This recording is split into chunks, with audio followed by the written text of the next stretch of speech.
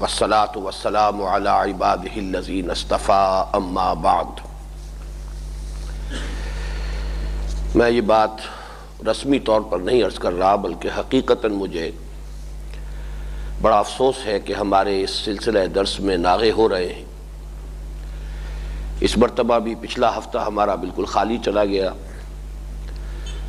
پھر یہ کہ 10 دن میرے ملک سے جو باہر گزرے ہیں اس میں پروگرام جو ہے اتنا ہیکٹک رہا ہے کہ واقعہ یہ ہے کہ مجھے کافی شعوری محنت کرنی پڑی ہے اپنے ذہن کو پھر درس کے ساتھ ہم آہنگ کرنے کے لیے، ورنہ یہ ہے کہ اتنی مختلف فضا 10 دنوں میں متحدہ عرب امارات میں سے 5 امارات میں مجھے جانا ہوا اور بے شمار نئے لوگوں سے ملاقات، نئے مسائل پر گفتگو، مختلف اور متنوع موضوعات پر تقاریر۔ تو واقعہ یہ ہے کہ جب میں یہاں آیا تو اس اعتبار سے بالکل خالی ذہن تھا کہ یہاں کے حالات اور یہاں کے معاملات کے لیے مجھے پھر سارا اپنا صغرا کبرا جوڑنا پڑا ہے۔ اب اس ہفتے بھی صرف آج کا درس ہو پائے گا، اس لیے کہ کل مجھے واہ کینٹ جانا ہے، اور پھر افسوس مزید یہ ہے کہ اس سے اگلا ہفتہ بھی میرا پاکستان سے باہر ہے۔ اگر کوئی معنی پیش نہ آ گیا اللہ تعالیٰ کی طرف سے تو بامبے کا پروگرام ہے، اور وہاں پھر وہی 10-12 دن کا میرا یہاں سے 2 مرتبہ کی غیر حاضری ہو جائے گی۔ لیکن یہ کہ اس سے اگلا جو ہے وہ درس انشاءاللہ ہوگا، یہ لاغا اس کے بعد ہوگا۔ میں آج بھی جس طریقے سے میں نے پچھلے درس میں آپ سے کچھ اضافی وقت لے لیا تھا بجائے 1.5 گھنٹے کے جس کی میں پابندی کر رہا ہوں، لیکن یہ کہ ہمارا پچھلا درس جو تھا وہ تقریباً 2 گھنٹے پر پھیلا ہوا تھا، آج بھی ذرا ہمت کر کے پہلے سے ارادہ کر لیجئے، اس لیے کہ یہ سورہ بقرہ کا جو 5واں رکوع ہے یہ بہت اہم ہے، اور میں یہ چاہتا ہوں کہ یہ ایک ہی نشست میں اس کا مطالعہ مکمل ہو جائے، ورنہ حصوں میں تقسیم ہو کر اس کا مضمون جو ہے ایک جامعیت کے ساتھ سامنے نہیں آ پائے گا۔ اس کے بعد اگلے ہفتے پھر میں کوشش کروں گا، بلکہ ارادہ ہے پختہ، انشاءاللہ 2 درس ہو جائیں گے، وہ اسی طریقے سے 1.5 گھنٹے کے حساب سے، اس لیے کہ پھر جو 6واں اور 7واں رکوع ہے سورہ بقرہ کا، یہ اگرچہ 2 رکوع ہیں لیکن مضمون کے اعتبار سے ایک تسلسل ہے ان میں، اور وہ اگر ان 2 دنوں میں مکمل نہ ہوا تو اس سے بھی رکھنا واقع ہو جائے گا۔ اس کے بعد پھر میں ابھی پیشگی آپ کو بتا رہا ہوں کہ ہمارے اس سلسلہ درس میں 2 ماہ کا ناغہ ہو جائے گا۔ ایک مہینہ تو رمضان مبارک کا جو اب تیزی کے ساتھ قریب آ رہا ہے، اور اس سے پہلے ہمارے ایک محاضرات ہیں اس سال جو خاص طور پر ہم انگلستان سے ایک مفکر کو بلا رہے ہیں، گائے ایٹن صاحب کو، اور 4 دن ان کا یہاں پر لیکچر ہوگا، بہت ہی اہم جو فلسفیانہ موضوعات ہیں ان پر۔ اس اعتبار سے ہمارا جو اگلے ہفتے اب ہفتے اور اتوار کو درس ہوں گے، اس کے بعد ایک ناغہ تقریباً 2 ماہ کا ہو جائے گا۔ پھر انشاءاللہ 8واں رکوع جو ہے سورہ بقرہ وہ ہم شروع کریں گے رمضان مبارک کے بعد، اور پوری کوشش ہوگی کہ پھر اس میں کوئی ناغہ پیش نہ آئے۔ اب آئیے کہ ہم پہلے سورہ بقرہ کے 5ویں رکوع کی تلاوت کر لیں۔ اعوذ باللہ من الشیطان الرجیم، بسم اللہ الرحمن الرحیم۔ یا بنی اسرائیل اذکروا نعمتی التی انعمت علیکم واوفوا بعہدی اوف بعہدکم وایای فارہبون۔ وآمنوا بما انزلت مصدقا لما معکم وتکونوا اول کافر بہ ولا تشتروا بآیاتی ثمنا قلیلا وایای فاتقون۔ ولا تلبسوا الحق بالباطل وتکتموا الحق وانتم تعلمون۔ وَأَقِيمُوا الصَّلَاةَ وَالزَّكَاةَ وَارْكَعُوا مَعَ الرَّاكِعِينَ۔ أَتَأْمُرُونَ النَّاسَ بِالْبِرِّ وَتَنْسَوْنَ أَنفُسَكُمْ وَأَنْتُمْ تَتْلُونَ الْكِتَابَ لَا تَعْقِلُونَ وَاسْتَعِينُوا بِالصَّبْرِ وَالصَّلَاةِ وَإِنَّهَا لَكَبِيرَةٌ إِلَّا عَلَى الْخَاشِعِينَ الَّذِينَ يَظُنُّونَ أَنَّهُمْ مُلَاقُو رَبِّهِمْ وَأَنَّهُمْ إِلَيْهِ رَاجِعُونَ۔ صدق اللہ العظیم۔ رب اشرح لی صدری ویسر لی امری واحلل عقدۃ من لسانی یفقہوا قولی۔ اللہم ربنا الہمنا رشدنا واعذنا من شرور انفسنا۔ اللہم ارنا الحق حقا وارزقنا اتباعہ وارنا الباطل باطلا وارزقنا اجتنابہ۔ اللہم وفقنا لما تحب وترضى اللہم ربنا زدنا ایمانا وہدا وعلما نافعا وعملا صالحا ورزقا حلالا طیبا آمین یا رب العالمین۔ سورہ بقرہ کے مضامین کے تجزیے کے ضمن میں متعدد مرتبہ یہ بات میں دہرا چکا ہوں کہ یہ سورہ مبارکہ دو نصفین میں منقسم ہے، تقریباً آدھے آدھے برابر دو حصے۔ پہلے حصے میں خطاب ہے بحیثیت مجموعی سابقہ امت مسلمہ یعنی بنی اسرائیل سے، اور دوسرے حصے میں خطاب ہے براہ راست موجودہ امت مسلمہ یعنی امت محمد صلی اللہ علیہ وسلم پر جانب۔ پھر جو پہلا حصہ ہے، اسی اعتبار سے آپ کو یاد ہوگا کہ میں نے اس کے لیے ایک عنوان بھی تجویز کیا کہ سورۃ الامتین، اور یہ تثنیہ کا جو صیغہ ہے ان صورتوں کے ساتھ حدیث میں بھی آیا ہے الزہراوین۔ یہ سورہ بقرہ اور سورہ آل عمران دو نہایت تابناک صورتیں ہیں، اسی اعتبار سے اس سورہ بقرہ کے لیے بھی تثنیہ کا یہ صوبہ جو صیغہ ہے مناسب ہے۔ یہ سورۃ الامتین ہے، دو امتوں کی صورت کہ نصف اول میں خطاب کا رخ ہے سابقہ امت مسلمہ کی طرف، اور نصف آخر میں خطاب کا رخ ہے موجودہ امت مسلمہ کی جانب۔ پھر پہلا حصہ جو ہے وہ بھی منقسم ہے تین حصوں میں، اس لیے کہ یہ 18 رکوعوں پر مشتمل ہے، درمیان میں تقریباً 10 رکوع ہیں، 10 رکوعوں سے کچھ زائد،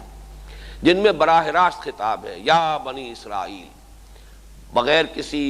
واسطے کے بلا واسطہ خطاب۔ البتہ پہلے 4 رکوع جیسا کہ ہم پڑھ چکے ہیں اور بار بار بات سامنے آ چکی ہے، یہ تمہیدی نوعیت کے ہیں، اور یہ بات بھی میں بیان کر چکا ہوں کہ یہ تمہید پورے قرآن کی بھی ہے اور یہ تمہید خاص طور پر سورہ بقرہ کی بھی ہے۔ تعویل عام کو پیش نظر رکھا جائے تو یہ پورے قرآن حکیم کے لیے تمہید ہے، تعویل خاص کے اعتبار سے یہ سورہ بقرہ کے مضامین کی تمہید ہے۔ پھر ان میں بھی وقتاً فوقتاً میں نوٹ کراتا رہا ہوں کہ روح سخن جو ہے بغیر نام لیے بغیر تذکرہ کیے بنی اسرائیل کی جانب ہے، لہذا دوسرے رکوع میں منافقین کا جو کردار بیان ہوا ہے وہ واقعہ یہ ہے کہ جتنا منافقین پر اس کا اطلاق اور انطباق ہوتا ہے اتنا ہی یہود پر بھی۔ پھر یہ کہ چوتھے رکوع میں جو ابلیس کا کردار ہے وہ بھی در حقیقت ایک آئینہ ہے جو علماء یہود کو دکھایا گیا کہ اس نے بھی حضرت آدم علیہ السلام سے حسد کی بنا پر اور اپنے تکبر کی بنا پر وہ راستہ اختیار کیا جس کی بنا پر وہ رادہ درگاہ ہوا۔ اب یہی روش تم اختیار کر رہے ہو محمد الرسول اللہ صلی اللہ علیہ وسلم کے بارے میں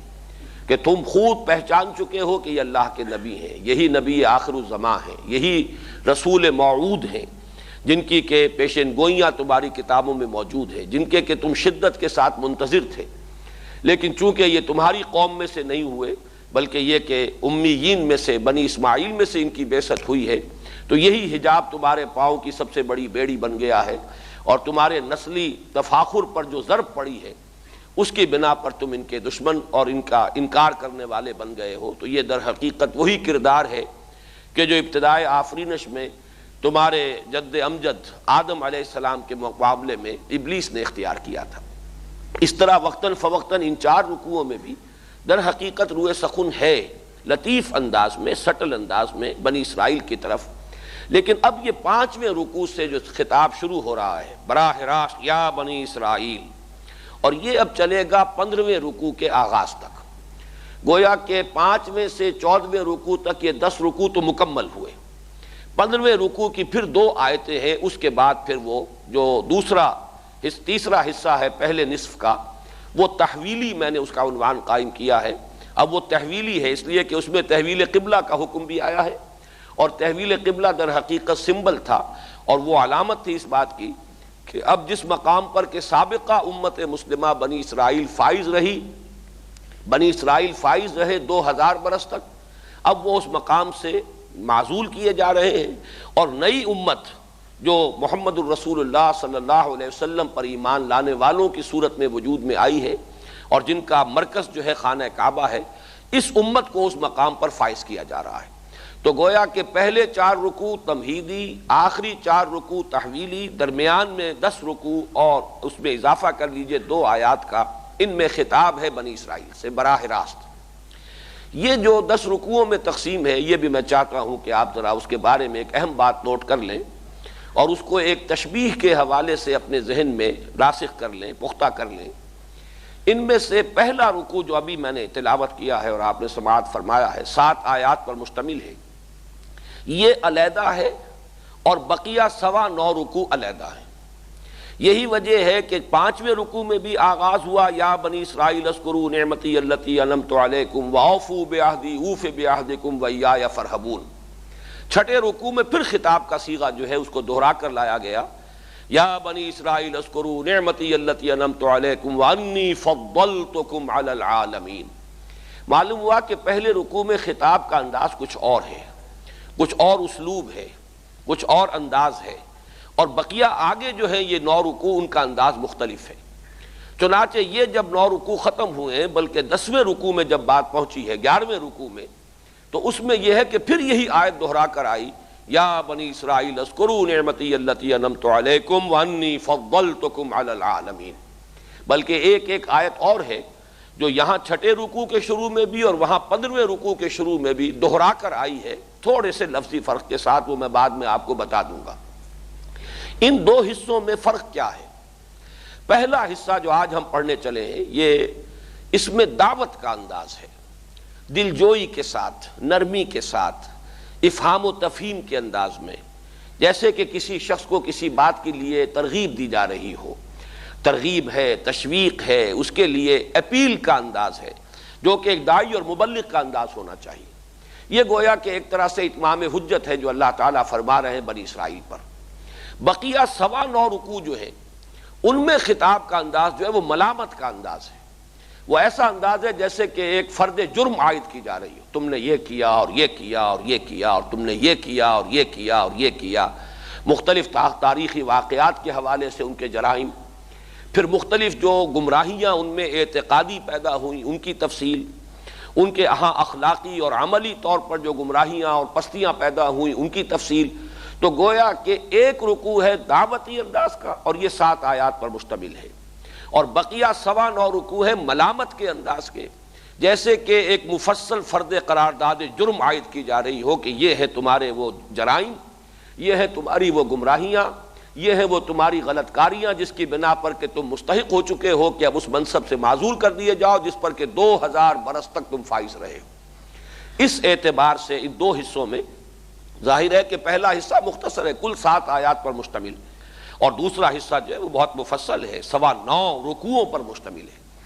لیکن یہ کہ میں آپ کو ایک تمثیل سے سمجھانا چاہ رہا ہوں کہ اس میں ان دونوں حصوں میں جو ایک نسبت اور ربط ہے اسے اگر اسی وقت سمجھ لیا جائے تو ایک مسئلہ جو خاصا مشکل ہے تفسیری اعتبار سے، مشکلات القرآن میں سے ہے، وہ آئے گا تو 8ویں رکوع کے شروع میں، لیکن یہ کہ اس کا جو حل ہے در حقیقت وہ ان دونوں حصوں کے مابین جو ربط و تعلق ہے منطقی اعتبار سے اس کو سمجھنے پر اس کا دار و مدار ہے، اور وہ یہ ہے کہ جیسے الجبرا میں، جس نے بھی کچھ مطالعہ کیا ہے الجبرا میں یاد ہوگا کہ بریکٹس ہوتی ہیں جس کے اندر جو بھی ویلیوز آ رہی ہیں، بریکٹ سے باہر جو بھی قدر ہوگی، جو ویلیو ہوگی، اگر کوئی جمع اور تقسیم کا نشان نہ ہو، جمع اور تفریق کا، تو پھر وہ قدر ضرب کھاتی ہے۔ بریکٹ کے اندر جو بھی ہندسے آئے ہیں، جو بھی اقدار آئی ہیں، ان سب کے ساتھ بریکٹ سے باہر والی جو ہندسہ ہے یا جو قدر ہے وہ ضرب کھاتی چلی جائے گی۔ یہ جو اصول ہے اس کو ذہن میں رکھیے۔ تو در حقیقت ان 7 آیات میں جو بات کہی جا رہی ہے اس کے بعد سے بریکٹ شروع ہوتی ہے اور پھر بریکٹ بند ہوتی ہے 15ویں رکوع کے آخر میں جا کر، اور میں حیران ہوں، یہ اللہ تعالیٰ کا خاص انداز ہے، اور میں اس پر اللہ کا شکر ادا کرتا ہوں کہ اس سے میرا ذہن ادھر منتقل ہو گیا کہ یہ 2 آیتیں لائی گئی ہیں اس کے شروع میں، اور بعین ہی وہی 2 آیتیں ہیں کہ جس پر اس پوری بحث کو ختم کیا گیا۔ یا بنی اسرائیل اذکروا نعمتی التی انعمت علیکم وانی فضلتکم علی العالمین واتقوا یوما لا تجزی نفس عن نفس شیئا ولا یقبل منها شفاعۃ ولا یؤخذ منها عدل ولا هم ینصرون۔ یہاں سے یہ 6واں رکوع شروع ہوتا ہے، 2 آیتیں، یوں سمجھئے کہ ایک بولڈ سا نشان اپنے ذہن میں بنا لیجئے، بریکٹ شروع ہو رہی ہے، اور پھر جا کر 15ویں رکوع کے شروع میں پھر یہی 2 آیتیں آئیں، جن میں سے ایک آیت میں تو ایک شوشے کا فرق بھی نہیں، یا بنی اسرائیل اذکروا نعمتی التی انعمت علیکم وانی فضلتکم علی العالمین۔ یہ جو آیت نمبر 47 یہاں آ رہی ہے، وہاں آیت نمبر 122 جو کی تو وہی ہے، البتہ آیت نمبر 48 جو چھٹے رکوع کے شروع میں ہے اس میں لفظی ترتیب کی گئی، یا بنی واتقوا یوما لا تجزی نفس عن نفس شیئا، یہ جو کا تو یہاں پر ہے ولا یقبل منہا شفاعت، وہاں ہے ولا یقبل منہا عدل، یہاں شفاعت کا ذکر پہلے ہے عدل کا بعد میں، ولا یؤخذ منہا عدل، وہاں عدل کا ذکر پہلے ہے اور شفاعت کا بعد میں، سوائے اس کے کوئی فرق نہیں۔ چنانچہ وہاں جو آیت آئے گی ولا یقبل منہا عدل ولا تنفعها شفاعت ولا هم ينصرون، اب یہ ذرا سا فرق کر کے بھی میرا ذہن ادھر منتقل ہوا ہے، یہ صرف ایک انداز ہے بات کو سمجھانے کا، یہ کوئی تفسیر نہیں ہے، یہ کوئی تعویل نہیں ہے، لیکن اس کے حوالے سے انشاءاللہ یہ حقیقت ذہن نشین رہے گی کہ جیسے بریکٹس جو ہوتی ہیں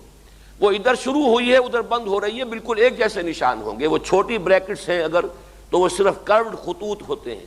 بڑی بریکٹس ہوتی ہیں تو ذرا لمبے خطوط ہوتے ہیں، اوپر اور نیچے اس کے کنڈے ہیں۔ فرق صرف یہ ہوگا کہ ادھر سے ان کا رخ ادھر ہوگا، ادھر سے ان کا رخ ادھر ہوگا، اور ان کے درمیان جتنی بھی اقدار آئی ہیں وہ بریکٹ کے اندر بند ہیں۔ اسی طریقے سے یہ دو آیات شروع میں اور دو آیات آخر میں تھوڑے سے فرق کے ساتھ، جس کو یہاں پہ آپ اس تشبیہ میں جو میں بیان کر رہا ہوں رخ کا فرق سمجھ لیجئے، وہاں پر بھی صرف ترتیب بدلی گئی ہے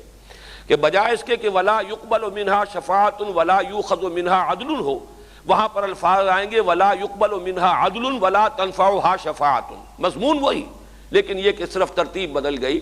تو جیسے بریکٹس کے رخ ہیں اسی طریقے سے ان دونوں آیات نے گویا کہ ان 9 رکوعوں کے مضامین کو اپنے اندر جکڑ لیا ہے، اور یہ جو 5ویں رکوع کی 7 آیات ہیں یہ گویا کہ اس پورے سلسلہ مضمون کے ساتھ ضرب کھا رہی ہیں، اس لیے کہ ان میں در حقیقت بنی اسرائیل کو نبی اکرم صلی اللہ علیہ وسلم پر ایمان کی دعوت دی گئی، بہت زوردار دعوت ہے۔ یہی وجہ ہے میں ہر جو عرض کر رہا ہوں کہ 8ویں رکوع کی پہلی آیت میں ایک اشتباہ ہو جاتا ہے، وہاں یہ فرمایا گیا ہے کہ خواہ کوئی یہودی ہو اور خواہ کوئی نصرانی ہو اور خواہ مجوسی ہو اور صابی ہو یا مومن ہو، لیکن جو شخص اللہ پر اور آخرت پر ایمان رکھے گا اور وہ عمل نیک کرے گا اس کا اجر اللہ کے ہاں محفوظ ہے، اور اس کے لیے نہ حزن ہے اور نہ خوف ہے۔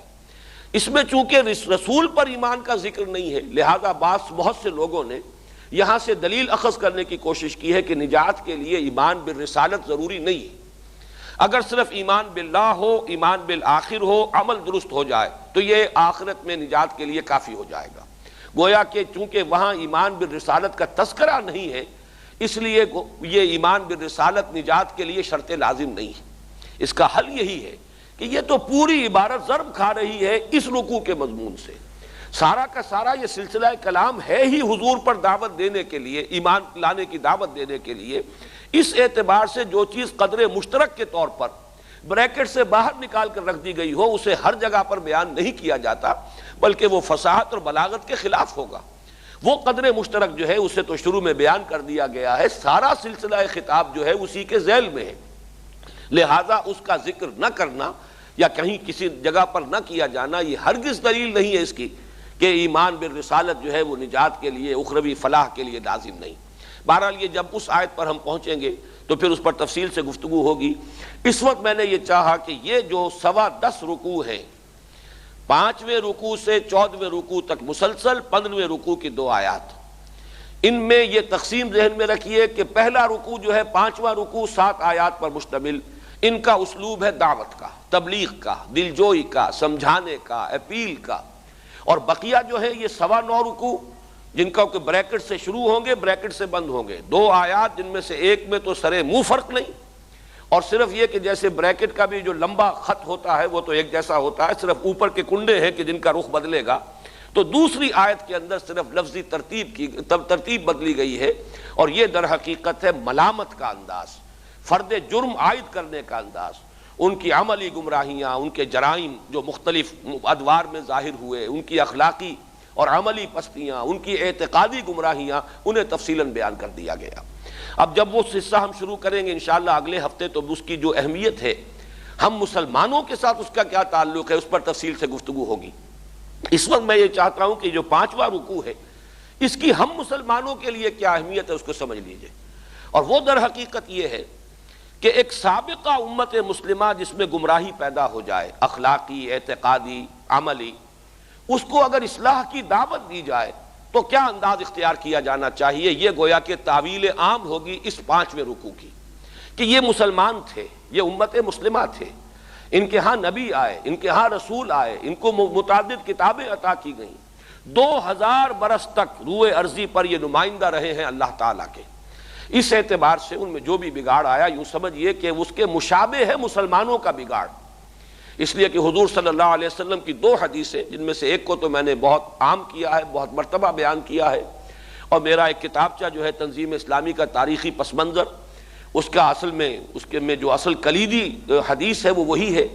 کہ حضور نے فرمایا صلی اللہ علیہ وسلم لَيَأْتِيَنَّ عَلَىٰ أُمَّتِي مَا أَتَىٰ عَلَىٰ بَنِي إِسْرَائِيلَ حَزْوَ النَّعْلِ بِالنَّعْلِ، میری امت پر بھی وہ تمام حالات وارد ہو کر رہیں گے جو بنی اسرائیل پر آئے تھے، بالکل اس طرح جیسے کہ ایک جوتی دوسری جوتی سے مشابہ ہوتی ہے۔ ایک جوڑا ہے جوتیوں کا اوپر سے رکھا ہوا، اگر آپ دیکھ رہے ہو تو ان میں فرق نظر آئے گا، ایک کے پنجے کا رخ ادھر ہے، ایک کے پنجے کا رخ ادھر ہے، لیکن اگر ان کے تلوے جوڑ دیجئے تو معلوم ہوگا کہ بال برابر بھی فرق نہیں ہے۔ بالکل وہ الفاظ ذہن میں ہمیشہ جب میں اس حدیث کا کہیں تذکرہ کرتا ہوں تو ذہن میں آ جاتے ہیں، جو کبھی میٹرک میں جیومیٹری پڑھتے ہوئے جو الفاظ آتے تھے، ٹرائنگلز آر کانگروئنٹ، تو معلوم ہوا کہ وہ 2 تلوے جو ہیں ان کو جوڑ دیجئے تو بالکل ایسے محسوس ہوگا کہ کانگروئنٹ ہیں، کوئی بال کا فرق بھی نہیں، لیکن یہ کہ اوپر سے دیکھیں تو فرق ہے۔ اسی طریقے سے حالات جو وارد ہوئے سابقہ امت پر، بنی اسرائیل پر، اور وہ حالات جو وارد ہوئے امت مسلمہ پر ان 1400 سالوں میں، ان پر جو 2000 سال میں وارد ہوئے، ان میں بڑی گہری مماثلت ہے، اور اس پر میں ایک مضمون لکھ چکا ہوں، انگریزی میں بھی ترجمہ ہوا تھا، اگرچہ اس وقت وہ آؤٹ آف پرنٹ ہے، rise and decline of the Muslim Ummah, اور اردو میں وہ اب ہے تنظیم اسلامی کا تاریخی پس منظر کے عنوان سے وہ مضمون شائع ہو رہا ہے۔ ایک دوسری حدیث میں حضور نے فرمایا ہے، اس کا متن اس وقت میرے پیش نظر نہیں ہے،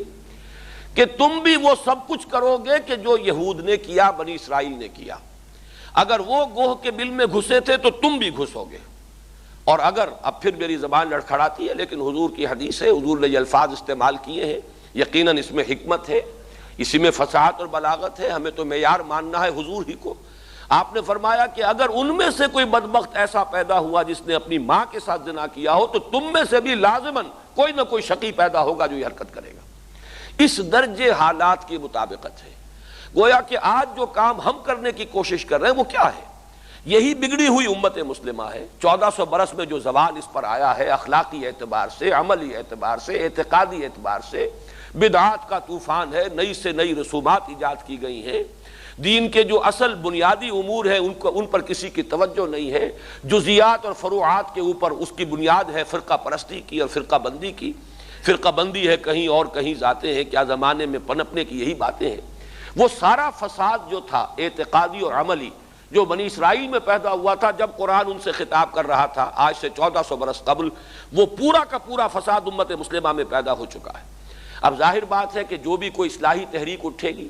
اگر کسی کو اللہ تعالیٰ دل میں درد ڈال دے اور پیدا کر دے کہ وہ اس امت کی اصلاح کا بیڑا اٹھائے، تو اسے کیا انداز اختیار کرنا چاہیے؟ گویا کہ اس کے لیے رہنما ہے یہ 7 آیات، اور اس اعتبار سے میں عرض کر رہا ہوں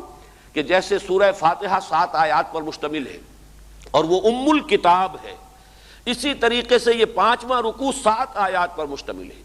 اور بھی مجھے مثالیں ملی ہیں قرآن مجید میں متعدد مواقع پر، یا تو 3 آیات کے بڑے اہم جوڑے آتے ہیں طویل صورتوں میں بھی، اور یا پھر 7 آیات کے گروپس آتے ہیں۔ سورہ انفال میں بھی 7 آیات کا ایک گروپ آئے گا، سورہ مائدہ میں بھی 7 آیات کا ایک گروپ آئے گا، جیسے کہ سورہ فاتحہ کی 7 آیات ہیں، 7 من المثانی۔ اسی طریقے سے یہ 7 آیات نہایت اہم ہیں اس اعتبار سے کہ کسی سابقہ امت سے اگر خطاب کرنا ہو دعوتی انداز میں تو اس کا رخ کیا ہوگا، اس کا انداز کیا ہوگا، اس میں کیا اسلوب اختیار کیا جانا چاہیے، کیا انداز اختیار کیا جانا چاہیے۔ اس اعتبار سے وہ ام الکتاب ہے سورہ فاتحہ، اور یہ ام الخطاب ہے۔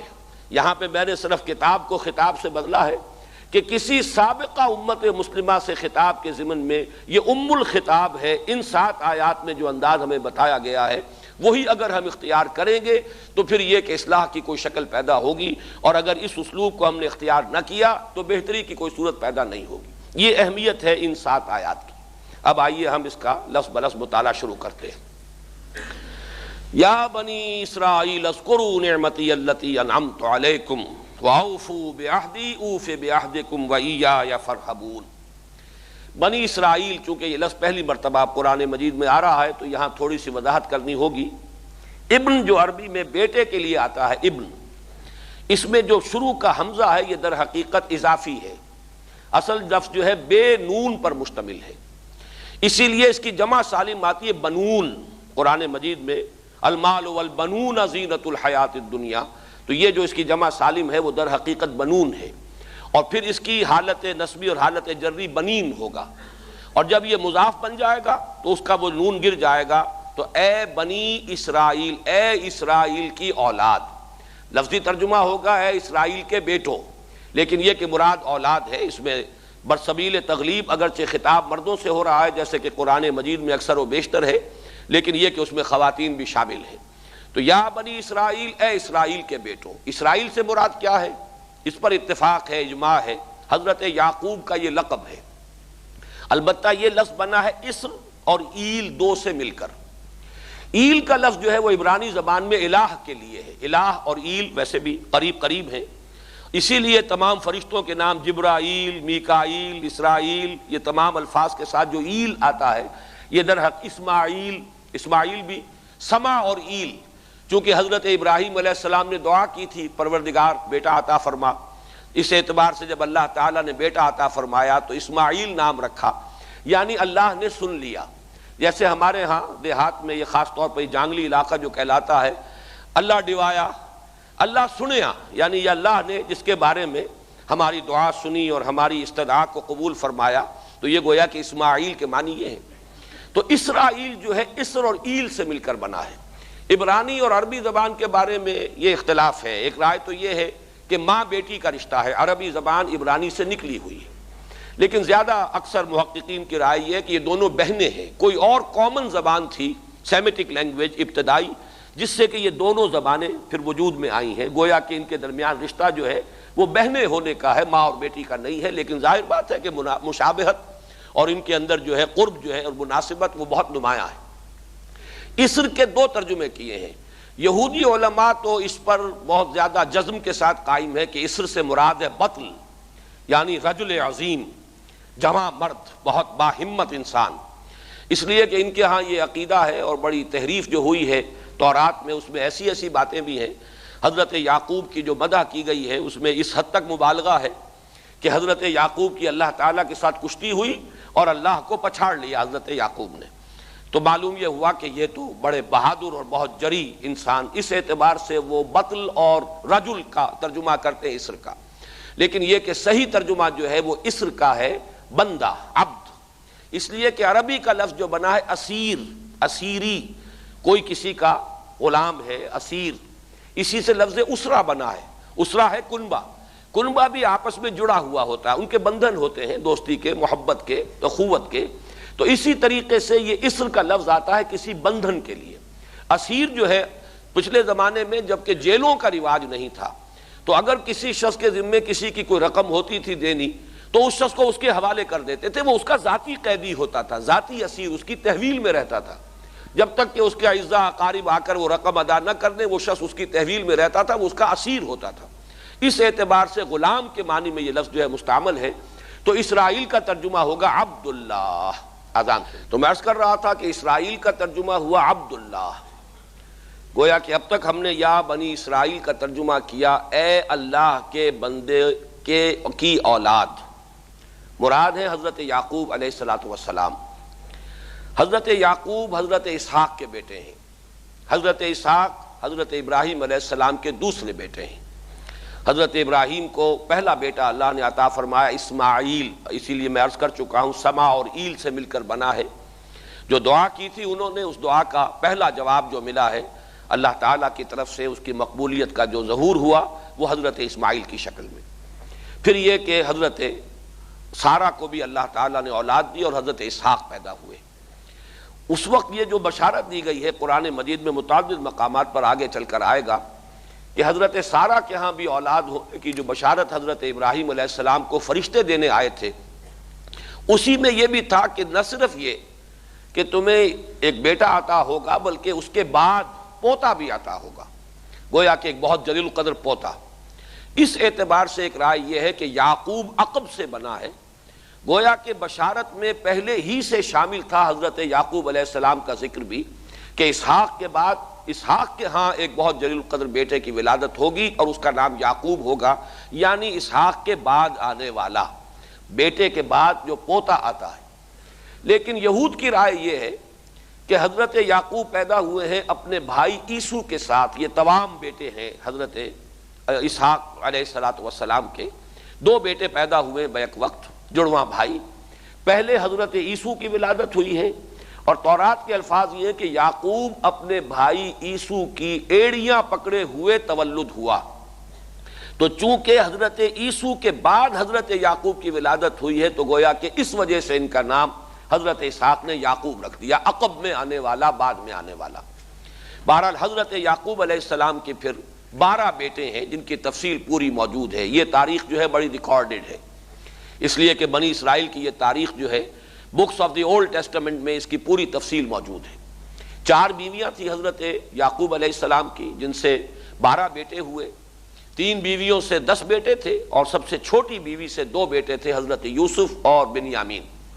اور ان دونوں سے حضرت یعقوب علیہ السلام کو بڑی محبت تھی۔ حضرت یوسف سے چونکہ یہ تاریخ شروع ہوتی ہے اس اعتبار سے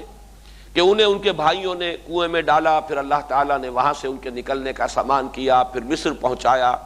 پھر مختلف مراحل سے گزار کر انہیں وہاں ایک بہت اونچی پوزیشن تک پہنچایا، تو حضرت یوسف علیہ السلام سے اس اعتبار سے ان کی تاریخ شروع ہوتی ہے۔ 1906 قبل مسیح میں حضرت یوسف علیہ السلام کی پیدائش ہے، جہاں تک صحیح اندازہ کیا جا سکا ہے۔ یوں سمجھئے کہ آج سے تقریباً 4000 سال قبل یہ حضرت یوسف کی پیدائش ہے، اور حضرت یوسف پڑ پوتے ہیں حضرت ابراہیم کے۔ ان میں اگر آپ 200-250 سال کا اور اضافہ کریں تو آج سے کوئی 4,2500 سال قبل کی شخصیت بنتے ہیں حضرت ابراہیم علیہ السلام۔ حضرت یوسف کے زمانے میں پھر جیسے کہ وہ تفصیل سورہ یوسف میں آئے گی، یہ پورا خاندان آ کر کنعان میں تھے، لیکن وہاں سے آ کر مصر میں آباد ہو گئے۔ مصر میں ان کا بڑا اعزاز ہوا، اکرام ہوا۔ اس کے خاص حالات تھے کہ مصر میں اس وقت جو بادشاہت تھی وہ اصل مصر کے لوگوں کی نہیں تھی، بلکہ یہ بھی سیمیٹک لوگ تھے جو جا کر جنہوں نے عراق وغیرہ کے علاقے سے ہی جا کر انہوں نے فتح کیا تھا مصر کو، لہٰذا انہیں فرعون نہیں کہا گیا قرآن مجید میں، وہ فرائنہ کا خاندان نہیں ہے، بلکہ وہ تاریخ میں ہکسوس کنگز کہلاتے ہیں۔ تاریخ مصر میں وہ 15واں خاندان کہلاتا ہے وہاں کے بادشاہوں کا، 15th ڈائنیسٹی،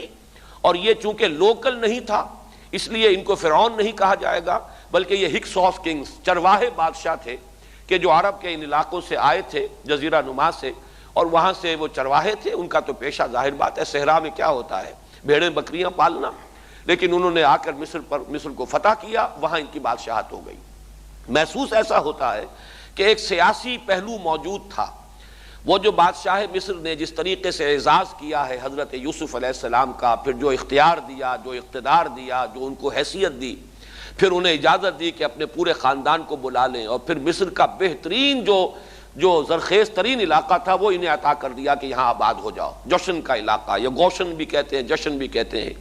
یہ جو نائل کا ڈیلٹا ہے کہ جو جا کر آپ کو معلوم ہے کہ دریا جو ہیں جب بہت سی شاخوں میں تقسیم ہو جاتے ہیں سمندر میں گرنے سے قبل، تو وہ ڈیلٹا جو ہے زرخیز ترین علاقہ ہوتا ہے۔ آرٹیفیشل اریگیشن کے اور نظام تو تھے نہیں، جہاں دریا ہی چھوٹی چھوٹی نہروں کی شکل اختیار کر لے، وہاں گویا کہ وہ فطری طور پر جو ہے بڑے وسیع رقبے کے اندر اریگیشن ہو سکتی ہے۔ تو اس ڈیلٹا کے علاقے میں بہترین علاقہ ان کو دیا گیا، وہاں آباد ہو جاؤ۔ وہاں یہ رہے ہیں گویا کہ پیرزادوں کی حیثیت سے۔ ابھی ان کے پاس کوئی شریعت نہیں، ابھی کوئی کتاب نہیں ملی، ابھی صرف یہ ایک خاندان ہے، حضرت ابراہیم کی نسل کا ایک خاندان، اس لیے کہ حضرت ابراہیم کی نسل میں حضرت اسماعیل کی نسل ہے کہ جو عرب میں آباد ہو چکی ہے، ان کی نسل میں پھر حضرت اسحاق کے بیٹوں میں سے بھی عیسو کی نسل وہ اور جگہ پر آباد ہو چکی ہے۔ اس اعتبار سے یوں نہ سمجھیے کہ نسل ابراہیم صرف ان پر مشتمل ہے۔ اسی طرح بنی قطورہ تیسری جو آپ کی اہلیہ تھیں، ان کی اولاد بھی، تو گویا کہ یہ بہت وسیع حلقہ ہے جو اولاد ابراہیم کا ہے۔ تو اولاد ابراہیم میں سے ایک شاخ ہے جو آ کر، یعنی حضرت یعقوب کے 12 بیٹے اور حضرت یعقوب بھی آ کر یہاں آباد ہو گئے، اور یہاں پھر یہ کچھ عرصے تک تقریباً 100-150 برس تک تو بڑے عیش میں رہے۔ یہ تقریباً یوں سمجھیے کہ 1850 قبل مسیح میں ان کا داخلہ ہوا ہے مصر کے اندر، اور وہاں پر 150 برس جو ہیں انہوں نے بڑے عیش میں گزارے ہیں۔ یہ پیرزادے تھے اس لیے کہ بادشاہ معتقد ہو چکا تھا حضرت یوسف علیہ السلام کا، اگرچہ یہ تو ثابت نہیں ہوتا کہ وہ ایمان لایا ہو حضرت یوسف علیہ السلام پر، اس کا کوئی ثبوت نہیں ہے، لیکن معتقد تھا، اور ان کی نیکی کا، پارسائی کا، شرافت کا، ذہانت کا، صلاحیتوں کا اعتراف پوری قوم کو تھا۔ جس طریقے سے کہ انہوں نے اس ملک کی جو نیا ہے اس کو جس طرح پار لگایا ہے، وہ شدید ترین قحط کا جو ایک دور آیا اس میں سے، اور جتنا بہترین انتظام کیا، اس کی بنا پر ان کی صلاحیتوں کے سب معترف تھے۔ تو وہ 130 برس کی عمر میں غالباً ان کا انتقال ہوا ہے، اور 80 برس تک انہوں نے مصر پر گویا کہ جو سب سے زیادہ با اختیار شخص وہاں تھا بادشاہ کے بعد، بادشاہ اپنی جگہ پر تھا، لیکن یہ کہ جو بادشاہ کے بعد سب سے زیادہ با اختیار شخصیت تھی وہ حضرت یوسف کی تھی 80 برس تک۔ اس عرصے میں، اور پھر یہ 150 برس جو میں نے عرض کیا ہے کہ اس میں یہ خوب پھلے پھولے، ان کی اولاد جو ہے وہ کثرت کے ساتھ پھیلی، لیکن اس کے بعد وہاں پھر ایک انقلاب آیا۔ اس انقلاب کو آپ کہیں گے جیسے کہ مختلف ممالک میں آتا ہے، اب سنز آف دی سوائل جو اس ملک کے رہنے والے تھے، اصل آبادی قبطیوں کی، انہوں نے بغاوت کی اور ہکسوس کنگز کو نکال دیا، وہ خاندان ختم ہو گیا۔ جب وہ چلے گئے تو جو ہکسوس کنگز کے یہ گویا کہ بہت ہی منظور نظر تھے، اور یہ مراعات یافتہ طبقہ تھا بنی اسرائیل کا، حضرت یعقوب کی اولاد کا، اب ان پر عتاب شروع ہوا، اب ان کا زوال آیا۔ تو یوں سمجھیے کہ تقریباً 400 برس اس کے بعد ان کے بڑی ہی شدت کے اور بڑی سخت غلامی کے، رفتہ رفتہ اس میں شدت پیدا ہوتی گئی ہے، لیکن یہ ہے کہ یہ 400 برس اس لیے کہ پھر 1300 قبل مسیح میں 550 برس بعد پھر ان کا ایکسوڈس ہوا ہے مصر سے، جب حضرت موسیٰ علیہ السلام کو اللہ تعالیٰ نے مبعوث فرمایا، پھر حضرت موسیٰ علیہ السلام ان کی نجات کا ذریعہ بنے، اور پھر مصر سے لے کر وہ انہیں نکلے ہیں، معجزانہ انداز میں ہی سمندر کو پھاڑ کر ان کے لیے اللہ نے راستہ بنایا ہے، قدم قدم پر معجزوں سے ان کی تائید کی ہے، کھانے پینے کے لیے صحرائے تیہ میں کچھ نہیں تھا تو من و سلوہ دیا ہے، پانی پینے کے لیے نہیں تھا تو ایک ضرب سے چٹان میں سے 12 چشمے جو ہیں اللہ تعالیٰ نے بہا دیے کہ 12 قبیلے ہیں آپس میں لڑے نہ، کہیں پانی پینے پلانے پہ جھگڑا اور کہیں گھوڑا آگے بڑھانے پہ جھگڑا، قبائلی زندگی میں یہ بڑا سینسٹیو ایشو ہوتا ہے، لہذا قد علم کل اناس مشربہم، ہر قبیلے کے لیے ایک گھاٹ معین ہو گیا، تمہارا چشمہ یہ ہے، تمہارا چشمہ یہ ہے، ایک ضرب سے 12 چشمے پھوٹ گئے۔ پھر انہیں وہاں کوہ طور کے قریب پڑاؤ ڈال کر ان کو وہاں چھوڑ کر حضرت موسیٰ علیہ السلام جو ہے اللہ تعالیٰ کی طلبی پر کوہ طور پر گئے ہیں، وہاں تورات عطا ہوئی ہے۔ تو تورات کے عطا کیے جانے کے بعد اب سمجھیے کہ اب ان کی حیثیت ایک امت کی بن گئی، کتاب پر امت کی تشکیل ہوتی ہے۔ یہ امت مسلمہ قرآن مجید کی بنیاد پر امت ہے، جب یہ کتاب دی گئی ہے اس کی بنیاد پر ایک شریعت دی گئی ہے، کتاب دی گئی ہے، کتاب ہدایت ہے، تو اس نے امت کی شکل اختیار کی۔ یہی وجہ ہے کہ لفظ امت جو ہے قرآن مجید میں صرف مکی صورتوں کے اندر، مدنی صورتوں میں استعمال ہوا ہے۔ کنتم خیر امت اخرجت للناس سورہ آل عمران میں، کذالک جعلناکم امۃ وسطا لتکونوا شہداء علی الناس ویکون الرسول علیکم شہیدا، یہ سورہ بقرہ میں آگے چل کر آ جائے گا۔ تو اصل میں جیسے تشکیل امت جو ہوئی ہے وہ در حقیقت مدنی دور میں آ کر ہوئی ہے جبکہ شریعت عطا کی جا رہی ہے۔ اسی طریقے سے یہ ایک خاندان تھا، حضرت ابراہیم کی نسل کی ایک شاخ، اس نے امت کی حیثیت اختیار کی ہے جبکہ صحرائے تیہ میں جب ان کا قیام تھا اور اس صحرائے سینا میں، اور وہاں پر پھر حضرت موسیٰ علیہ السلام کو تورات دی گئی اور شریعت دی گئی، تب سے یہ امت ہے، اور یہ ہے 1300 قبل مسیح۔ 610 عیسوی میں، اب سمجھیے 1300 وہ جمع کیجئے، 610 یہ جمع کیجئے، 1910 برس بعد پھر حضور صلی اللہ علیہ وسلم پر قرآن مجید کی وحی کا آغاز ہوا، اور 622 میں حضور نے ہجرت فرمائی، اور اس کے بھی کوئی 2 سال یا 1 سال کے بعد جو ہے یہ آیات نازل ہو رہی ہیں جو ہم اس وقت پڑھ رہے ہیں۔ تو یہ سارا جو ہے تاریخی پس منظر ذہن میں رکھیے کہ یہ تقریباً 2000 برس کی تاریخ جو ہے ان کی بحیثیت امت، ویسے تو ان کی تاریخ اگر شروع کریں گے بنی اسرائیل تو حضرت یعقوب سے شروع ہونی چاہیے، اور وہ اس سے زیادہ ہو جائے گی طویل، لیکن در حقیقت امت کی حیثیت سے ان کی تاریخ 2000 برس کی شمار ہوگی کہ 1300 قبل مسیح میں جب ہجرت کی ہے حضرت موسیٰ علیہ السلام نے اپنی قوم کو لے کر مصر سے، اور جب صحرائے سینا میں آئے ہیں، سینائی پیننسولا میں، اور پھر کتاب ملی ہے، تورات عطا کی گئی، شریعت عطا کی گئی، تب سے اس کا امت کی حیثیت سے آغاز ہوا۔ ایک بات اور نوٹ کر لیجئے، ان کو امت مسلمہ کیوں نہیں کہا گیا؟ اس کے لیے اس کا ایک سبب ہے۔ در حقیقت امت مسلمہ کا لفظ یا خیر امت یا امت کا لفظ جو ہے اس موجودہ امت کے لیے اس لیے استعمال کیا گیا ہے کہ یہ امت کسی ایک نسل پر مشتمل نہیں ہے. یہ امیین اس کے نیوکلیس ہے، لیکن یہ کہ ہر نسل کے لوگ اس میں آ کر شامل ہوئے ہیں، ہر قوم جو ہے اس میں آ گئی ہے. اس لیے اس کا نام جو ہے وہ صفاتی ہے، امت مسلمہ. لیکن چونکہ یہ سابقہ امت مسلمہ ایک ہی نسل پر مشتمل ہے، حضور صلی اللہ علیہ وسلم سے پہلے کسی نبی اور کسی رسول کی بعثت اس کی قوم سے باہر نہیں ہوئی ہے. کسی ایک خاص قوم کی طرف بعثت ہوئی ہے، کسی خاص علاقے کی طرف بعثت ہوئی ہے. بعثت عمومی الی کافۃ الناس یہ صرف محمد الرسول اللہ صلی اللہ علیہ وسلم کی امتیازی شان ہے. وما ارسلناک الا کافۃ للناس بشیرا ونذیرا. اس اعتبار سے ان کا جو ہے اس میں علم گویا کہ بنی اسرائیل ہی ہے کہ جو برقرار رہا ہے، اے اسرائیل کی اولاد. میرا خیال ہے کہ یہ تمہید کفایت کرے گی ورنہ وقت بہت زیادہ لگ جائے گا. یا بنی اسرائیل اذکروا نعمتی التی انعمت علیکم، یاد کرو میری اس نعمت کو جو میں نے تم پر انعام فرمائی. میں نے خاص طور پر یہ ترجمہ دوبارہ جو کیا انعام فرمائی اس لیے کہ یہ تکرار اصل متن میں موجود ہے، ورنہ تو یہ کہ اذکروا نعمتی کافی تھا. لیکن التی انعمت علیکم، وہ نعمت جو میں نے تم پر انعام فرمائی، اس میں زور ہے در حقیقت انعمتوں پر. یعنی یہ کہ یہ نہ سمجھو کہ وہ نعمت تمہارا کوئی خاندانی استحقاق تھا، بلکہ یہ کہ یہ میری دین، میرا فضل، میری عطا میری طرف سے ہے کہ جو تمہیں فضل عطا کیا گیا ہے. ورنہ یہ تم اگر اس کو اپنا خاندانی یا پیدائشی استحقاق سمجھ لو، یا یہ کہ اسے اپنا کسب سمجھو، اپنی کمائی سمجھو، اپنی محنت سے حاصل شدہ مقام و مرتبہ سمجھو، تو یہی در حقیقت گمراہی کی بنیاد ہے. چونکہ ان کے ہاں یہ چیز پیدا ہو گئی، we are the chosen people of the lord, یہ ان کا سب سے زیادہ گمراہ ترین تصور ہے کہ ہم پوری نوع انسانی سے افضل اس اعتبار سے ہیں کہ ہمارا تو استحقاق بنتا ہے، ہم تو نسل کے اعتبار سے برتر ہیں، لہذا جو کچھ ہمیں ملا ہے وہ تو ہمارا حق تھا ہی جو ملنا چاہیے تھا، اور بقیہ پوری نوع انسانیت سے ہمارا رتبہ اس بنیاد پر بلند رہے گا. باقی انسان جو ہے وہ دیکھنے میں انسان ہے، حقیقت میں انسان نہیں ہے. وہ گوئم کا لفظ بھی ان کے ہاں آتا ہے، جینٹائلز کا لفظ بھی آتا ہے. واقعہ یہ ہے کہ یہود کی ذہنیت یہ ہے کہ پورے انسان تو صرف ہم ہیں، باقی یہ انسان نما حیوان ہیں، یہ گوئمز ہیں، یہ جینٹائلز ہیں. ان کو حقیقتاً ہم اپنے مساوی انسان نہیں سمجھ سکتے،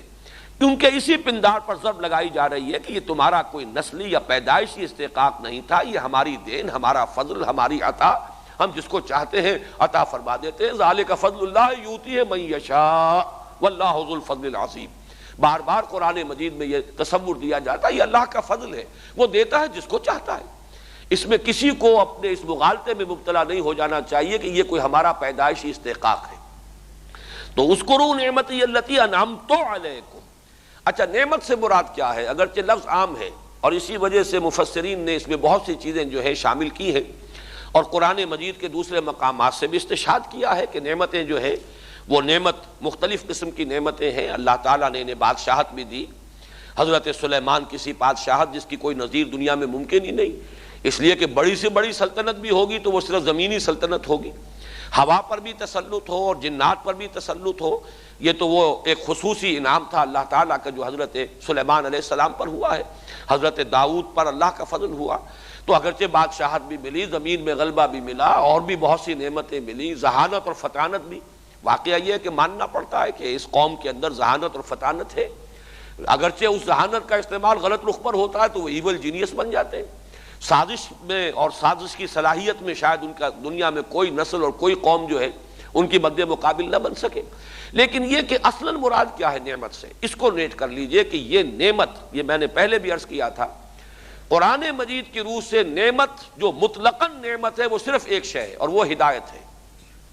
باقی ہر شے کا نعمت ہونا منحصر ہے نعمت ہدایت پر. اگر بادشاہت ہے اور ہدایت بھی ہے تو نعمت ہے، بادشاہت بھی نعمت ہے. لیکن مجرد بادشاہت جو ہے وہ نعمت نہیں ہے. فرعونیت اور نمرودیت وہ تو گویا کہ تباہی اور بربادی کا پیش خیمہ ہے. اسی طریقے سے صحت بشرطے کہ ہدایت بھی ہو نعمت ہے، لیکن اگر ہدایت نہ ہو تو یہی صحت جو ہے یہ انسان تعیش کے اندر اور علل و تللوں میں اور بدمعاشیوں کے اندر اپنی قوت کو، اپنی جو بھی جسمانی صلاحیت ہے اسے صرف کرے گا. تو معلوم یہ ہوا کہ یہ صحت اس کے لیے رحمت نہیں، نعمت نہیں، بلکہ زحمت بن گئی، موجب عذاب بن گئی. ہر نعمت جو ہے جس کا بھی تصور کر سکے، اولاد نعمت ہے بشرطے کہ ہدایت بھی ہو. ہدایت نہیں ہے تو یہی اولاد سوہان روح بن جاتی ہے. یہی اولاد ہے کہ جن کے کرتوت جو ہے ہو سکتا ہے کہ وہ مستقبل کے لیے بھی ہمارے جو نامہ اعمال ہے اس کے اندر سیاہی میں اضافہ ہوتا چلا جائے. اگر ہمارا بھی جرم ہو ان کی غلط پرورش میں اور غلط تربیت میں، ہمارا بھی کوئی تقصیر کا حصہ ہو، اگر ایسا نہیں ہے تو اللہ تعالیٰ ظلم کرنے والا نہیں ہے. لیکن میں جو عرض کر رہا ہوں اس بات کو سمجھ لیجئے کہ نعمت مطلقاً ان کوالیفائڈ نعمت صرف ایک ہے، وہ نعمت ہدایت ہے. باقی ہر شے کا نعمت ہونا منحصر ہے نعمت ہدایت پر. گویا کہ یہ وہ ہے ٹچ سٹون، یہ وہ جادو کا پتھر ہے کہ یہ ٹچ کر جائے تو ہر شے نعمت بن جائے گی، وہ سونا بن جائے گا. لیکن اگر یہ نہیں ہے تو کوئی نعمت نہیں. اور اسی سے در حقیقت تعلق جڑتا ہے چوتھے رکوع کی آخری آیت سے، اما یاتینکم منی ھدی فمن تبع ھدایا فلا خوف علیہم ولا ھم یحزنون. یہ بیسک چارٹر ہے کہ جو حضرت آدم علیہ السلام کو عطا کیا گیا. اب جاؤ اترو زمین کا چارج لو، اسی کی خلافت کے لیے تمہیں ہم نے بنایا ہے، پیدا کیا ہے، اور جاؤ. اور اب یہ کہ ہمیشہ ہمیشہ کے لیے یہ چارٹر ہے، جب بھی کوئی ہدایت ہماری طرف سے تم تک پہنچے تو جو کوئی ہدایت کی پیروی کرے گا فلا خوف علیہم ولا ھم یحزنون. یہی نعمت ہدایت ہے جو خاص طور پر اللہ تعالیٰ نے حضرت ابراہیم کے نسل میں خاص کر دی ہے، مختص کر دی ہے. یہ ہے وہ بات جس کو کہ اگلے رکوع میں کہا گیا وَأَنِّي فَضَّلْتُكُمْ عَلَى الْعَالَمِينَ. یہ بات اچھی طرح سمجھ لیجئے، میں نے مختلف مواقع پر پہلے بھی اس کو بیان کیا ہے. سورہ حدید کی ایک آیت کے حوالے سے وَلَقَدْ أَرْسَلْنَا نُوحًا وَإِبْرَاهِيمَ وَجَعَلْنَا فِي ذُرِّيَّتِهِمَا النُّبُوَّةَ وَالْكِتَابَ. اللہ تعالیٰ نے نبوت اور کتاب کو مختص کر دیا ہے پہلے حضرت نوح کی نسل میں اور پھر حضرت ابراہیم کی نسل میں. گویا کہ حضرت ابراہیم علیہ السلام کے بعد ہدایت یعنی ہدایت وحی، یہ جو علم انسانی کا یہ جو شعبہ ہے، شعبہ ہدایت، یہ خاص کر دیا گیا ہے حضرت ابراہیم علیہ السلام کے لیے اور ان کی نسل کے لیے. اس کی ایک شاخ دوسری شاخ، 2000 برس تک یہ سلسلہ چلا حضرت ابراہیم علیہ السلام کی نسل کی اس شاخ میں، بلکہ 2000 سال سے زائد بھی شمار کیا جا سکتا ہے. ویسے یہ ہے کہ چونکہ فترۃ الوحی رہا ہے حضرت عیسیٰ علیہ السلام اور حضور کے درمیان، یہ کھڑکی عارضی طور پر 600 برس تک بند رہی. اس اعتبار سے 2000 سال بنیں گے حضرت ابراہیم سے اگر شمار کریں تو یہ 2000 برس تک حضرت ابراہیم علیہ السلام کی اس نسل میں چلا. اور اس کے بعد جو ہے آخری ہدایت نامہ نوع انسان را پیام آخری حامل او رحمت للعالمین، یہ حضرت ابراہیم کی نسل کی دوسری شاخ یعنی بنی اسماعیل میں محمد الرسول اللہ صلی اللہ علیہ وسلم کی بیشت کی شکل میں ہو گیا. یہ اصل میں جو اختصاص رہا اس امت کو، یہ ہے وہ سب سے بڑی فضیلت جو ان کو عطا ہوئی ہے، اور یہ ہے وہ سب سے بڑا انعام جو اللہ تعالیٰ نے ان پر فرمایا یا بنی اسرائیل اذکروا نعمتی التی انعمت علیکم. یہ جو نعمت کو میں نے ہدایت کے ساتھ یہاں پر آپ کے سامنے مربوط کیا ہے، اور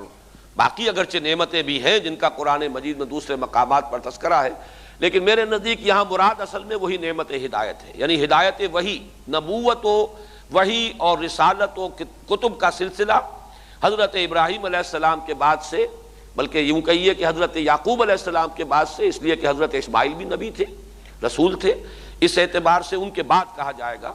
کہ حضرت اسحاق بھی نبی اور رسول ہے. گویا کہ یہاں تک تو دونوں بیٹوں کو ایک طرح سے یعنی مساوی کیفیت حاصل ہے کہ دونوں رسول ہیں. لیکن پھر حضرت اسحاق کی نسل میں پھر حضرت یعقوب نبی ہے، حضرت یعقوب کے بعد اب یہ سلسلہ چل رہا ہے حضرت یوسف علیہ السلام، اور پھر جو prophets of the old testament کی ایک لمبی زنجیر ہے جس کا تذکرہ ہمیں کہیں کہیں قرآن مجید میں بھی مل جاتا ہے، لیکن زیادہ تفاصیل جو ہے وہ اولڈ ٹیسٹمنٹ میں، تورات میں ہمیں اس کی ملتی ہے. اس کا میں چاہتا ہوں کہ ذرا وہ جو بحث تھی ہماری، اور مجھے اصل میں آج یاد اس لیے آ گیا کہ آج مجھے معلوم ہوا کہ میں نے وہ جو علم کے 2 شعبوں پر ایک مستقل ایک درس دیا تھا، تقریر کی تھی، اور اس کے لیے کچھ میں نے وعدہ بھی کیا تھا کہ وہ احادیث جو ہے علم کی فضیلت، خاص طور پر عبادت اور ریاضت پر علم کی جو فوقیت ہے ازروع فرمان نبوی صلی اللہ علیہ وسلم، تو اس کی شاید کچھ کاپیاں کروا بھی لی گئی ہیں، جو حضرات اس کو لینا چاہتے ہیں وہ لے لیں. اس کے ساتھ ہی میں نے ایک چارٹ بنایا تھا علم کی 2 قسمیں. اس چارٹ کو ابھی میں اصل میں امپروو کرنا چاہ رہا ہوں، اس لیے میں نے اس کی کوئی زیادہ کاپیاں نہیں بنوائی ہیں. وہ میں ابھی چاہتا ہوں کہ اس کا مزید جو ہے اس کی تکمیل کروں. لیکن اس کا ایک نقطہ تھا جو میں چاہتا تھا کہ اس کو بیان کروں، اس روز وقت ختم ہو گیا تھا. آج میں ذرا چاہتا ہوں کہ اس وقت چونکہ نعمت کے حوالے سے وہ ہدایت کی بحث چھڑ گئی ہے تو میں اس کا تذکرہ آپ کے سامنے کر دوں.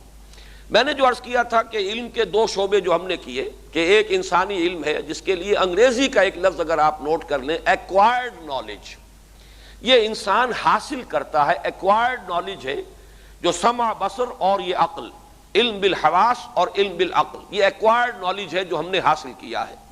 ایک ہے ریویلڈ نالج، وہ ہے علم بالقلب، قلب کے ذریعے سے جو علم حاصل ہوتا ہے یہ ریویلڈ ہے، یہ انسان اپنی مرضی سے حاصل نہیں کر سکتا بلکہ یہ تو اللہ کی مرضی سے انسان کو عطا ہوتا ہے، یہ عطا ہے، دین ہے، یہ خود حاصل نہیں کیا جا سکتا، تحصیل نہیں کی جا سکتی اس کی، اور اس کا اکتساب نہیں کیا جا سکتا۔ ہم یہ بھی کہہ سکتے ہیں ایکوائرڈ نالج کا صحیح لفظ ہوگا اکتسابی علم، جو انسان حاصل کرتا ہے اکتساب سے، اور یہ ہے در حقیقت موہوب علم، عطا کردہ علم جو اللہ تعالیٰ نے ہبہ کیا ہے۔ اور یہ موہوب علم جو ہے، جو ریویلڈ نالج ہے، اس سے آج میں چاہتا ہوں کہ تین باتیں نوٹ کر لیں۔ عام آدمی کا اس سے کیا تعلق ہے؟ یہ علم بالقلب جو ہے اس کا ہم نے سب سے اہم شعبہ قرار دیا ہے وحی نبوت، تو یہ تو انبیاء کے لیے ایک سورس آف نالج ہے، انبیاء پر وحی آئی، انبیاء کو کتابیں دی گئی، انبیاء کو شریعت دی گئی۔ اب ظاہر بات ہے کہ غیر انبیاء کے لیے جب وہ نبی وہ بات بتاتا ہے تو اس کے لیے تو وہ سمع اور بصر ہی کے درجے میں ہے، وہ سماعت ہی ہے، اسے تو اپنی کانوں ہی سے وہ بات مل رہی ہے کہ جو نبی کہتا ہے کہ مجھ پر نازل کی گئی، تو وہ علم بالقلب تو نبی کے لیے ہے، عام دوسرے شخص کے لیے تو وہ علم بالقلب نہیں ہے، بلکہ وہ بھی اس کی سماعت کے ذریعے سے، حواس کے ذریعے سے حاصل ہونے والا علم ہے۔ تو اس حوالے سے میں یہ چاہتا ہوں کہ نوٹ کر لیجئے، عام انسان کے اس علم بالقلب کے ساتھ تین رشتے ہیں۔ نمبر ایک تو سب سے بڑا رشتہ یہ ہے کہ ہمیں جو بھی علم ہدایت ملا ہے، چاہے ہمارے لیے وہ سمع کے درجے میں ہے، ربنا اننا سمعنا منادیا ینادی للایمان ان آمنوا بربکم فآمنا، پروردگار ہم نے سنا ایک پکارنے والے کی پکار کو کہ وہ ایمان کی ندا دے رہا ہے کہ ایمان لاؤ اپنے رب پر، تو ہم ایمان لے آئے۔ یہ سمعی ایمان ہمارا جو بھی ہے، بہرحال اس سے جو ہدایت ہمیں ملی ہے تو ہمیں علمی طور پر یہ جاننا چاہیے کہ وہ ہدایت جو ہے اس کی سورس نبی کی سمع اور بصر اور عقل نہیں ہے، وہ اس کے لیے ایکوائرڈ نالج نہیں ہے بلکہ اس کے لیے ریویلڈ نالج ہے، اور اس سے ہمیں ہدایت حاصل ہوگی۔ یہ ہمارا رشتہ بالواسطہ ہے۔ البتہ بلا واسطے بھی ہمارے دو تعلقات ہیں۔ پہلا تعلق یہ ہے کہ اللہ کے جو نیک بندے ہوتے ہیں، نیک سرشت لوگ، اور یہ معاملہ صرف اہل ایمان کے ساتھ نہیں ہے، اگرچہ کسی شخص کا تعلق جو ہے ایمان کے ساتھ کسی سبب سے قائم نہیں ہو سکا، اس تک دین کا پیغام نہیں پہنچایا جا سکا یا اس پر انکشاف نہیں ہوا کسی وجہ سے، لیکن ہے نیک سرشت انسان، تو اس تک بھی اللہ تعالیٰ کی طرف سے یہ جو جس کو ہم الہام کہتے ہیں اور القاء کہتے ہیں اور کشف کہتے ہیں، اس قسم کی چیزیں اسے بھی ملتی رہتی ہیں، اور اس سے جو اہل ایمان ہیں ان کو بشارت ملتی ہے، ان کو اس سے تسکین قلبی، طمانینت قلب جسے ہم کہتے ہیں، الا بذکر اللہ تطمئن القلوب، وہ در حقیقت اسی علم بالقلب کا در حقیقت جو ہے وہ ثمرہ ہے جو انسان کو حاصل ہوتا ہے۔ اور تیسری اور اہم ترین شے جو ہے وہ یہ ہے کہ ایمان کے جو ایک عام آدمی کے لیے سمعی شے ہے، سنی ہوئی شے ہے، جو اسے نبی کے یا نبی کے اور کے بعد اس کے امت کے ذریعے سے، اس کے مبلغین کے ذریعے سے جو بات اس کے کانوں تک پہنچتی ہے، یہ سمعی ایمان قلبی یقین کی شکل اختیار تبھی کرتا ہے جبکہ قلب جو ہے وہ اس کی تصدیق کرے۔ اسی لیے وہ ایمان مجمل کے الفاظ میں یہ جو اصطلاح آئی ہے اقرار باللسان و تصدیق بالقلب، یہ تصدیق قلبی اگر نہیں ہے تو پھر یہ صرف قول ہی قول ہے، یہ ہمارا ایک ڈوگما ہے، ہمارا ایک عقیدہ ہے، یہ ہمارا وہ جو ہماری فیکلٹی ہے علم بالقلب، در حقیقت اس کے ذریعے سے جب تصدیق ہوتی ہے،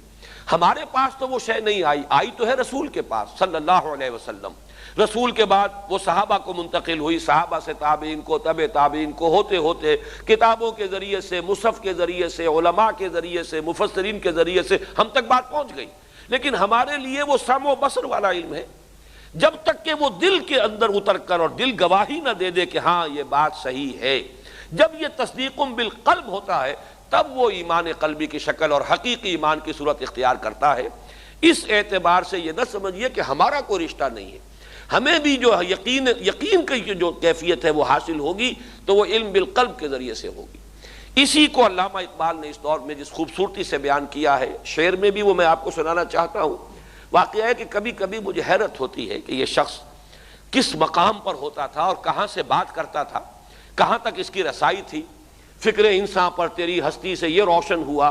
ہے پرے مرغ تخیل کی رسائی تا کجا. یہ اقبال نے غالب کے بارے میں کہا ہے، لیکن میں یہ سمجھتا ہوں کہ کہیں زیادہ اس کا صحیح انطباق اور اطلاق خود اقبال پر ہے. فلسفے کی زبان میں انہوں نے اس کو اپنے ریکنسٹرکشن والے خطبات میں بیان کیا ہے انٹرنل ایکسپیرینس. جیسے ہمارا ایکسٹرنل ایکسپیرینس ہے، ایکسٹرنل ایکسپیرینس کے لیے ذریعہ کیا ہے؟ کان ہے، ناک ہے، چھونا ہے، چکھنا ہے، دیکھنا ہے، آنکھ ہے، سماع ہے، بصر ہے. یہ ہمارا ایکسٹرنل ایکسپیرینس ہے.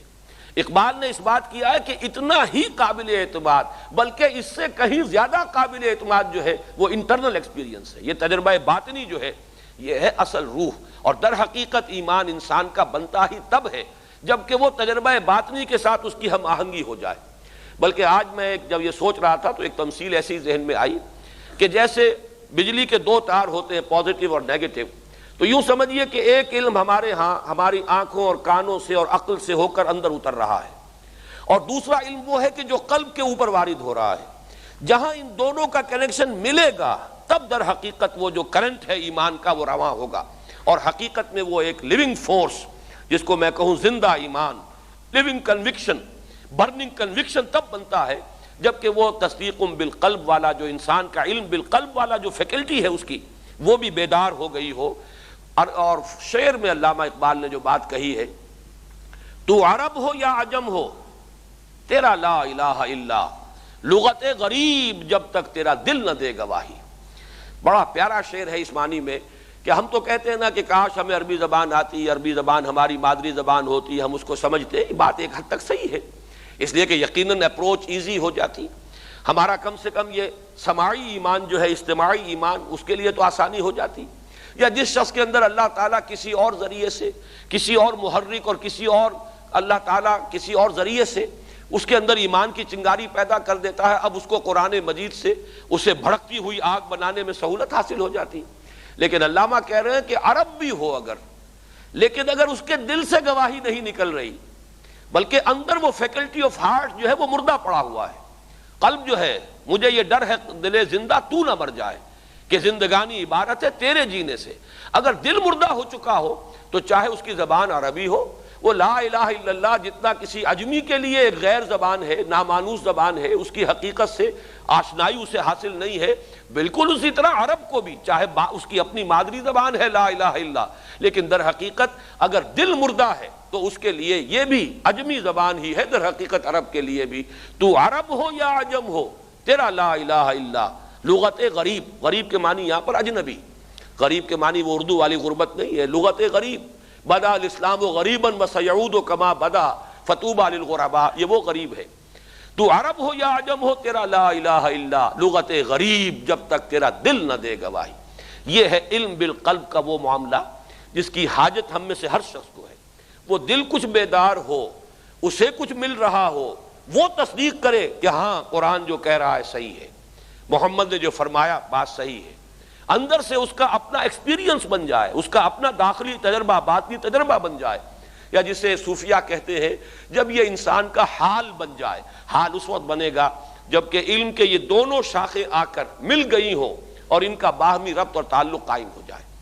بہرحال یہ نعمت ہدایت کے حوالے سے میں نے یہ اضافہ کیا ہے اپنے پچھلے درس کی گفتگو پر. اب آئیے فرمایا یا بنی اسرائیل اذکروا نعمتی التی انعمت علیکم وانی وآفوا بعہدی اوف بعہدکم وایای فارہبون، اور پورا کرو میرے عہد کو تو میں پورا کروں گا تمہارے عہد کو. یہاں پر اکثر مترجمین نے یہ لفظ تو جو ہے بیچ میں اس کی رعایت نہیں کی ہے.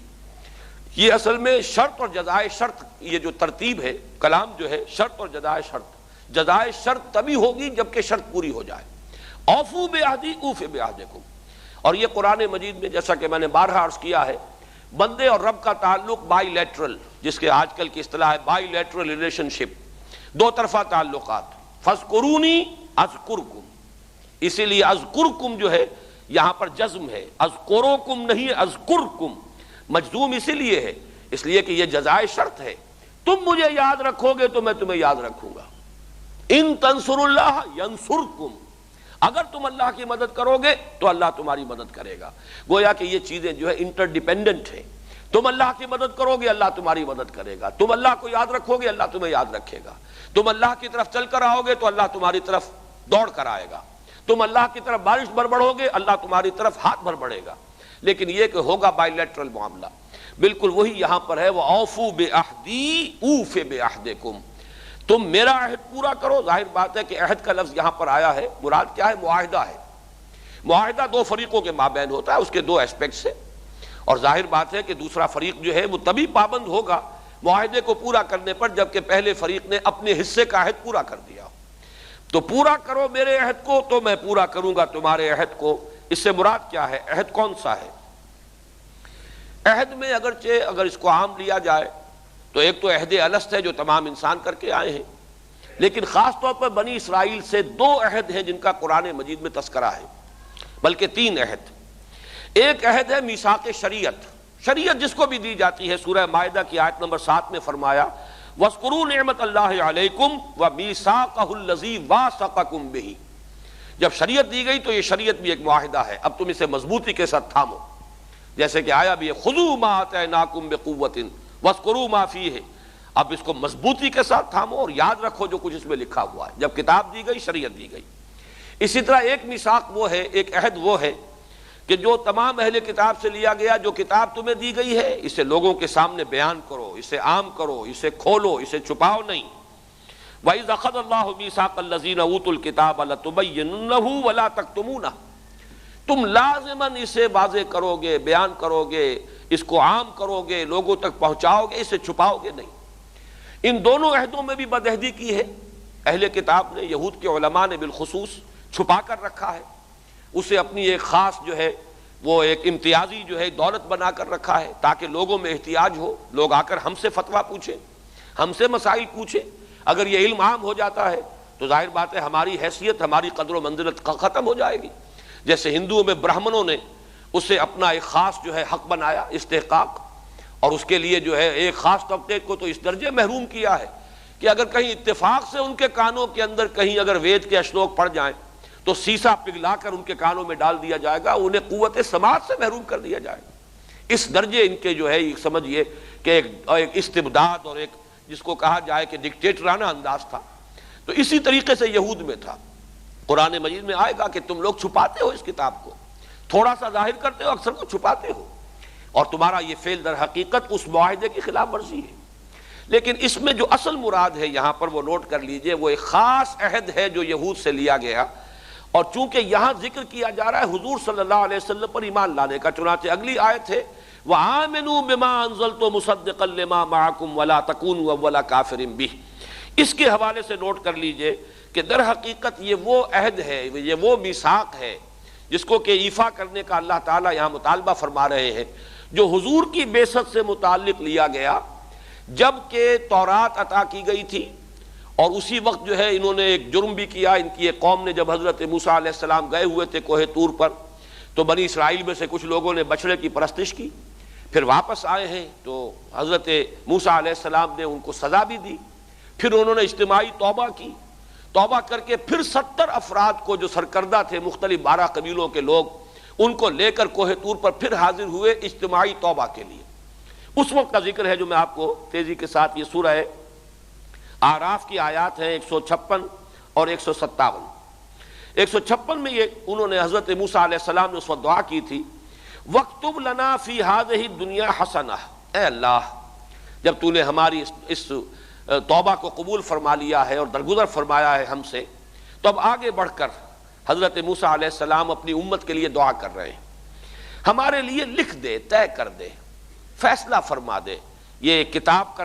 کسی شے کا لکھ دینا گویا کہ قطعیت کی طرف دلالت کرتا ہے. وَاكْتُبْ لَنَا فِي هَذِهِ الدُّنْيَا حَسَنَةً، پروردگار طے فرما دے ہمارے لیے اس دنیا کی زندگی میں بھی بھلائی، وَفِي الْآخِرَةِ، اور آخرت میں بھی. إِنَّا هُدْنَا إِلَيْكَ، ہم تیری طرف رجوع کرتے ہیں، تیری جناب میں توبہ کرتے ہیں. قَالَ عَذَابِي أُصِيبُ بِهِ مَنْ أَشَاءُ، جواباً اللہ تعالیٰ نے ارشاد فرمایا دیکھو میری سزا، میری پکڑ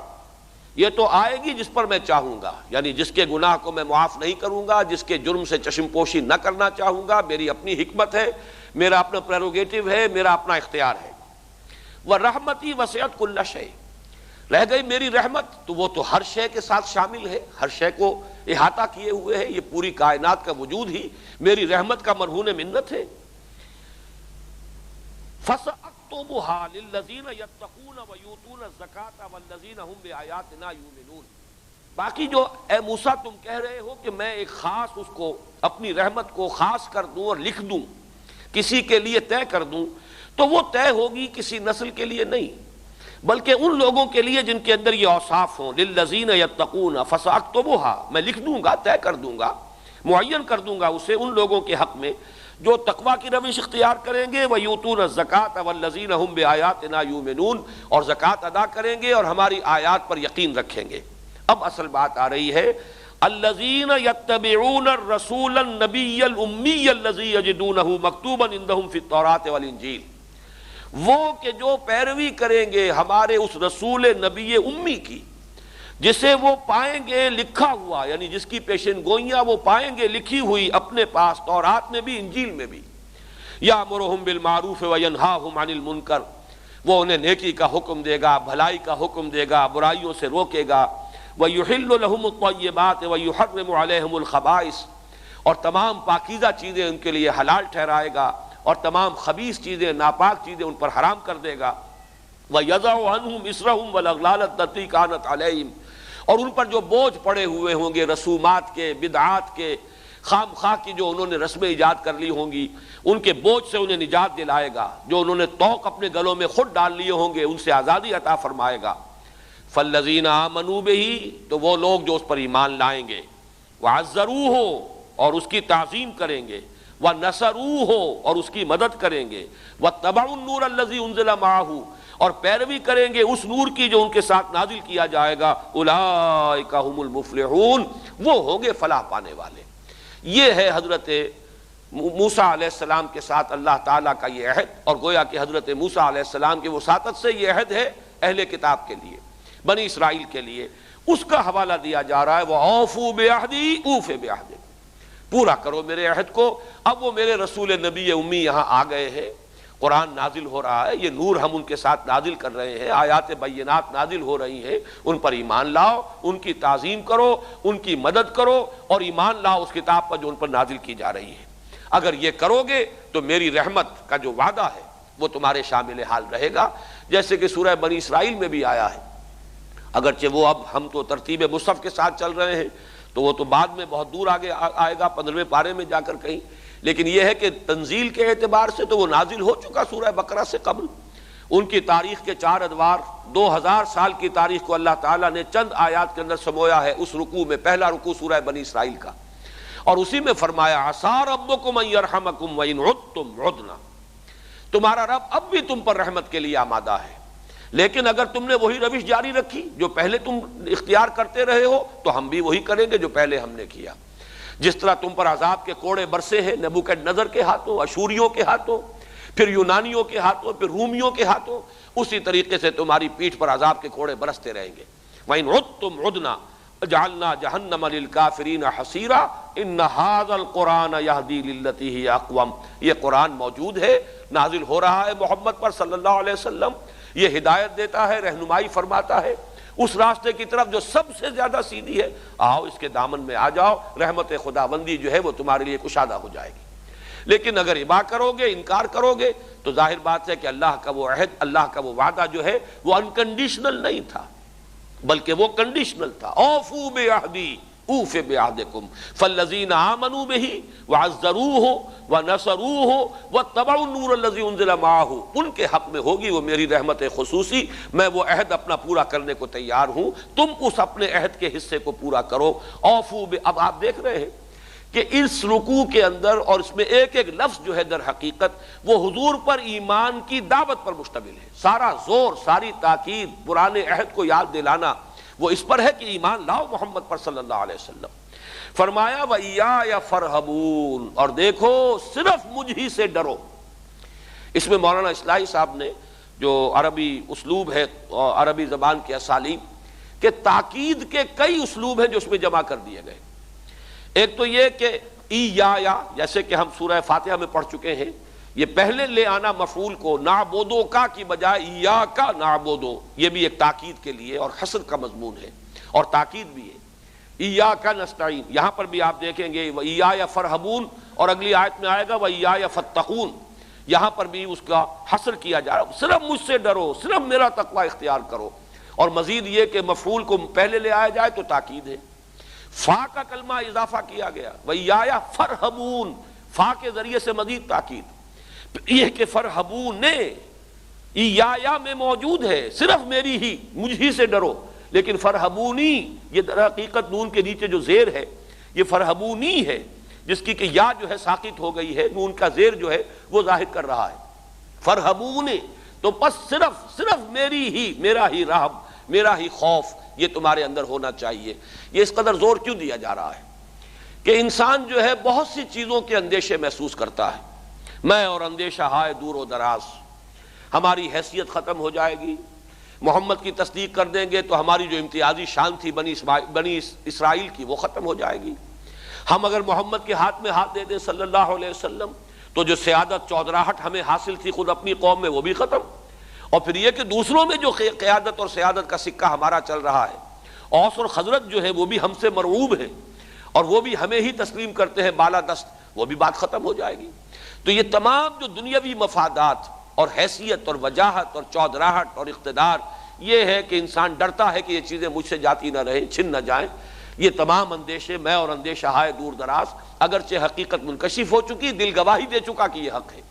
فرمایا ان تمام خدشات کو دل سے نکال دو، ان میں سے کسی اندیشے کو اپنے قریب مت آنے دو، تم پر تو بس خوف ہونا چاہیے صرف میرا، میری پکڑ کا، میرے عذاب کا، میرے عہد کی خلاف ورزی کرو گے تو پھر اللہ تعالیٰ کی طرف سے جو عذاب آئے گا اس سے ڈرو۔ وَإِيَّايَ فَارْهَبُونَ، اب وہ اگلی آیت آ گئی، وَآمِنُوا بِمَا أَنزَلْتُ مُصَدِّقًا لِمَا مَعَكُمْ وَلَا تَكُونُوا أَوَّلَ كَافِرٍ بِهِ، اور ایمان لاؤ اس پر جو میں نے نازل کیا۔ یہ جہاں پر انزلنا بھی آتا ہے، انزلتو بھی آتا ہے، یہاں آپ دیکھ رہے ہیں کہ واحد کے ضمیر کے صیغے آ رہے ہیں، یا بنی اسرائیل اذکروا نعمتی التی انعمت علیکم وآمنوا بما انزلت مصدقا، اس میں بہت زیادہ زور ہو جاتا ہے، جہاں جمع کا صیغہ آتا ہے اس میں عظمت ہے، تعظیم ہے، ہم، لیکن جہاں میں آتا ہے اس میں تاکید ہوتی ہے، زور زیادہ اس میں ہے، جو میں نے نازل کیا ہے، وآمنوا بما انزلت مصدقا لما معکم، جو میں نے اتارا ہے تم تصدیق کرتے ہوئے اس کی جو تمہارے ساتھ ہے۔ اس کے دو مفہوم ہیں، ایک عام مفہوم تو یہ سمجھا گیا ہے، اکثر لوگوں نے لیا ہے کہ چونکہ قرآن تصدیق کرتا ہے تورات کی، کہ تورات اللہ کی کتاب تھی، ٹھیک ہے، اس میں تحریف ہو گئی، غلطیاں ہو گئیں، کچھ حصے گم ہو گئے، کچھ اس کے اندر لفظی تحریف ہو گئی، کوئی معنوی تحریف ہو گئی، یہ علیحدہ بات ہے، لیکن تورات منزل من اللہ کی طرف سے عطا کردہ کتاب تھی، انجیل اللہ تعالیٰ کی عطا کردہ کتاب، زبور اللہ کی عطا کردہ کتاب، تو گویا کہ قرآن تصدیق کرتے ہوئے آیا ہے تورات کی بھی، انجیل کی بھی، اور زبور کی بھی، اور مختلف صحیفوں کی، صحف ابراہیم و موسیٰ۔ تو یہ تو ہوا قرآن کی تصدیق، سابقہ کتب کی جو تصدیق قرآن کر رہا ہے، لیکن یہ کہ ایک دوسرا مفہوم جس کی طرف خاص طور پر مولانا فراہی رحمۃ اللہ علیہ نے زیادہ توجہ دلائی ہے، اور وہ بہت گہرا مفہوم ہے، کہ در حقیقت قرآن مصداق بن کر آیا ہے ان پیشین گوئیوں کی جو ان کی کتابوں میں موجود ہیں۔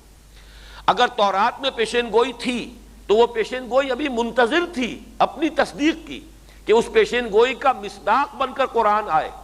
اگر تورات میں پیشین گوئی تھی ایک نبی آخر الزمان کی تو وہ پیشین گوئی جو ہے بھی تشنا تھی جب تک کہ وہ نبی آخر الزمان آ نہ جائیں۔ تو گویا کہ حضور کی بعثت اور قرآن کا نزول اس اعتبار سے مصداق بن کر آیا ہے ان پیشین گوئیوں کا کہ جو تورات اور انجیل میں موجود تھی۔ یہ گہرا مفہوم بھی ہے اور بہت اس کے اندر بلاغت کا پہلو موجود ہے۔ چنانچہ وہ جو کتاب استثناء کی پیشین گوئی کئی مرتبہ میں بیان کر چکا ہوں کہ میں ان کے لیے ان کے بھائیوں میں سے تیرے مانند ایک نبی اٹھاؤں گا۔ اب خطاب یہاں حضرت موسیٰ سے ہو رہا ہے، کتاب استثناء ڈیوٹرانومی اس کی 15 سے 18 تک کی یہ آیات ہے کہ میں 15واں باب ہے اور اس میں کچھ آیات ہے، میں ان کے لیے ان کے بھائیوں میں سے، اب ظاہر بات ہے کہ جو تمام انبیاء بنی اسرائیل ہے وہ تو بنی اسرائیل ہی میں سے ہیں، ان کے بھائیوں میں سے تو نہ ہوئے، بنی اسرائیل کے بھائی ہوئے بنی اسماعیل جو کزنز ہیں، حضرت اسماعیل اور حضرت اسحاق دو بھائی ہیں، حضرت اسحاق کی نسل چلی آ رہی ہے یہ بنی اسرائیل، حضرت اسماعیل کی نسل چلی آ رہی ہے یہ بنو اسماعیل کے جو عرب میں آباد ہوئے، ان میں سے حضور صلی اللہ علیہ وسلم۔ تو گویا کہ میں ان کے لیے ان کے بھائیوں میں سے ایک نبی تمہارے مانند اٹھاؤں گا۔ ظاہر ہے کہ اس میں حضرت موسیٰ علیہ السلام کے بعد جتنے انبیاء آئے ہیں وہ اس اعتبار سے موسیٰ کے مانند نہیں ہے کہ موسیٰ کو کتاب دی گئی، تورات دی گئی، موسیٰ کو شریعت دی گئی، باقی تمام انبیاء اسی شریعت کی تنفیذ کے لیے آئے، اسی کی وضاحت کے لیے آئے، وہی کتاب، وہی اس کی توضیح، اسی کی تنفیذ، اسی کے احکام کو جو ہے بیان کرنا۔ یہاں تک کہ حضرت مسیح علیہ السلام بھی کوئی نئی شریعت لے کر نہیں آئے۔ آج بھی بائبل میں یہ الفاظ موجود ہیں کہ کبھی ہرگز نہ سمجھنا کہ میں شریعت کو اور شریعت موسوی کو، لاء کو ختم کرنے آیا ہوں۔ Never think that I have come to destroy law۔ کبھی یہ خیال نہ کرنا کہ شریعت کو ختم کرنے آیا ہوں۔ یہ تو جیسا کہ آپ کے علم میں ہے سینٹ پال نے کیا ہے، شریعت ساقط کرنی، اور موجودہ مسیحیت جو ہے وہ بغیر شریعت کے کوئی قانون ہے ہی نہیں، ایک ایسا مذہب جس میں کوئی شے حرام نہیں اور کوئی شے فرض اور واجب نہیں، اور ہے مذہب۔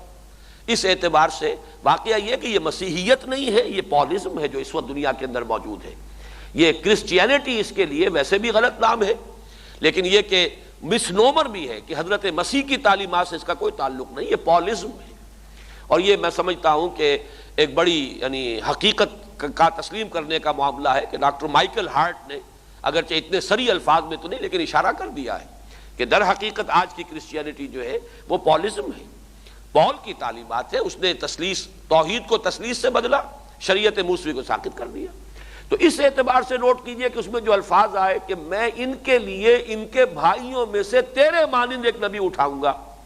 جس کے منہ میں اپنا کلام ڈالوں گا، یہ بھی اس اعتبار سے بہت اہم ہے کہ یہ جو حضور صلی اللہ علیہ وسلم پر وحی ہوئی ہے یہ تو بدریہ قلب آئی ہے اور حضور کی زبان مبارک سے ادا ہو رہی ہے، جبکہ حضرت موسیٰ علیہ السلام کو لکھی ہوئی چیز ملی، ابتداءً جو تورات ملی ہے الواح میں وہ لکھی ہوئی شے تھی۔ تو یہ منہ میں کلام ڈالنا کہ جو کچھ وہ کہے گا، وہ میرا نام لے کر جو بات کہے گا تم اسے ماننا، اور جو اس کو نہیں مانے گا پھر اس کو میں سخت سزا دوں گا، یہ ڈیوٹرانومی میں آج بھی موجود ہے۔ تو معلوم ہوا کہ یہ جو تصدیقیں ہیں، یہ جو پیشن گوئیاں ہیں، یہ گویا کہ بلا تصدیق تھیں جب تک کہ قرآن اور محمد صلی اللہ علیہ وسلم سامنے نہیں آ گئے۔ تو گویا کہ قرآن مصداق بن کر آیا ہے ان پیشن گوئیوں کا جو تورات اور انجیل میں موجود تھیں۔ وَآمِنُوا بِمَا أَنزَلْتُ مُصَدِّقًا لِمَا مَعَكُمْ وَلَا تَكُونُوا أَوَّلَ كَافِرٍ بِهِ، اور دیکھو مت ہو جاؤ سب سے پہلے کفر کرنے والے اس کے ساتھ۔ یہاں پر جو ہے ذرا اس کی جو نحوی ایک فرق ہے، اول کافرین اور اول الکافرین، اس میں زمین و آسمان کا فرق ہے۔ اول الکافرین اگر آئے گا تو اس کے معنی ہوں گے کہ بہت سے کافر ہیں، بہت سے کفر کرنے والے، ان میں سب سے پہلا کفر کرنے والا، اس میں وہ ترتیب زمانی پیش نظر ہوگی۔ اولا کافرین در حقیقت یہ تمیز ہے، کفر کرنے میں سب سے پہلا، لیکن پہلا بھی یہاں پر ترتیب زمانی کے اعتبار سے نہیں، درجے کے اعتبار سے، سب سے بڑھ کر کفر کرنے والے تم نہ بن جاؤ۔ یعنی یہ کہ جہاں تک بنی اسماعیل کا تعلق ہے، نہ وہ نبوت سے آشنا تھے، نہ ان کے پاس کوئی شریعت تھی، نہ کتابیں تھیں، کچھ بھی نہیں، امی قوم، لیکن ان میں سے آپ کو معلوم ہے 12 برس کی محنت کے نتیجے میں کتنی کثیر تعداد میں لوگ نکل آئے۔ ٹھیک ہے بحیثیت مجموعی مکے نے جو ہے تسلیم نہیں کیا اور حضور کو ہجرت کرنی پڑی، لیکن یہ ساری مہاجرین کی جماعت آخر انہی میں سے تھی، ابو بکر انہی میں سے تھے، عمر انہی میں سے تھے، حمزہ انہی میں سے تھے، اور باقی عثمان ان میں سے تھے، علی ان میں سے تھے، اور یہ عشرہ مبشرہ ان میں سے تھے۔ کم سے کم 125 کے قریب آدمی جو ہے وہ تو جو سن 1090 تک حضور پر ایمان لا چکے تھے، وہ سب وہی کے تھے۔ تو معلوم ہوا کہ تم حد کر رہے ہو کہ تمہیں تو بڑھ کر چاہیے تھا کہ پیش قدمی کرتے، آگے بڑھ کر قبول کرتے، تصدیق کرنے میں آگے بڑھ جاتے، پہل کرتے، لیکن اس کے برعکس تمہاری روش یہ ہے کہ مت ہو جاؤ تم اس کا کفر کرنے والوں میں سب سے اول بمانی سب سے بڑھ چڑھ کر کفر کرنے کا انداز تم اختیار نہ کرو۔ اب یہ بھی دیکھیے اپیل کا انداز ہے، دعوت کا انداز ہے، بڑا دل نشین پیرائے کا انداز ہے۔ بات کو سمجھو، تمہاری اپنی متاع ہے، تمہاری اپنی شے ہے، جیسے حضور نے فرمایا الحکمت ضالۃ المومن، یہ کوئی نئی بات تمہارے لیے نہیں لے کر آیا، وہی توحید کی تعلیم ہے، وہی ایمان بالآخرہ، وہی شریعت ہے۔ شریعت میں کچھ معمولی رد و بدل ہے جو ابھی ہوگا، جب اب کی آیات نازل ہو رہی ہیں، اس وقت تک تو ابھی شریعت محمدی کا نزول شروع نہیں ہوا ہے، ابھی تو گویا کہ ابتدائی احکام آ رہے ہیں، تکمیل تو ہوگی جب معلوم ہوگا کہ اس کے اندر کیا کچھ اختلافات پیش آ جائیں گے۔ اور سب سے بڑی بات یہ کہ حضور نے ہجرت کے فوراً بعد بیت المقدس کی طرف رخ کر کے نماز پڑھی، گویا کہ وہ یگانگت کا احساس اور زیادہ ان میں اجاگر ہو سکتا تھا کہ یہ وہی قبلہ ہے ان کا، ہمارے تمام انبیاء کے ماننے والے ہیں، موسیٰ کے نام لیوا ہیں، ہارون کے نام لیوا ہیں، تمام انبیاء کے ماننے والے ہیں، اس اعتبار سے تمہارے لیے تو اس میں کوئی اجنبیت کا پہلو ہے ہی نہیں۔ فَلَا تَكُونُوا أَوَّلَ كَافِرٍ بِي وَلَا تَشْتَرُوا بِآيَاتِي ثَمَنًا قَلِيلًا، اور دیکھو میری آیات کے عوض حقیر سی پونجی قبول نہ کرو۔ میں نے یہاں پر اشتراک کا ترجمہ خریدنا نہیں کیا، اس کی میں وضاحت پہلے کر چکا ہوں۔ اولئک الذین اشتروا الضلالۃ بالہدی، بیع و شراء اصل میں مبادلہ ہوتا ہے، ایک شے دے کر کوئی شے لے لینا۔ ہمارے ہاں خرید کا فروخت کا تصور ہو گیا ہے، اس لیے کہ کرنسی کا تصور ہے، پیسہ دیتے ہیں تو پیسہ دینے والا خریدار ہے اور شے دینے والا فروخت کنندہ ہے۔ لیکن اگر بارٹر ہو رہا ہو، اشیاء کا مبادلہ ہو رہا ہو، تو ہر شے کو آپ قیمت بھی کہہ سکتے ہیں اور ہر شے کو آپ یہ بھی کہہ سکتے ہیں کہ وہ فروختنی مال ہے۔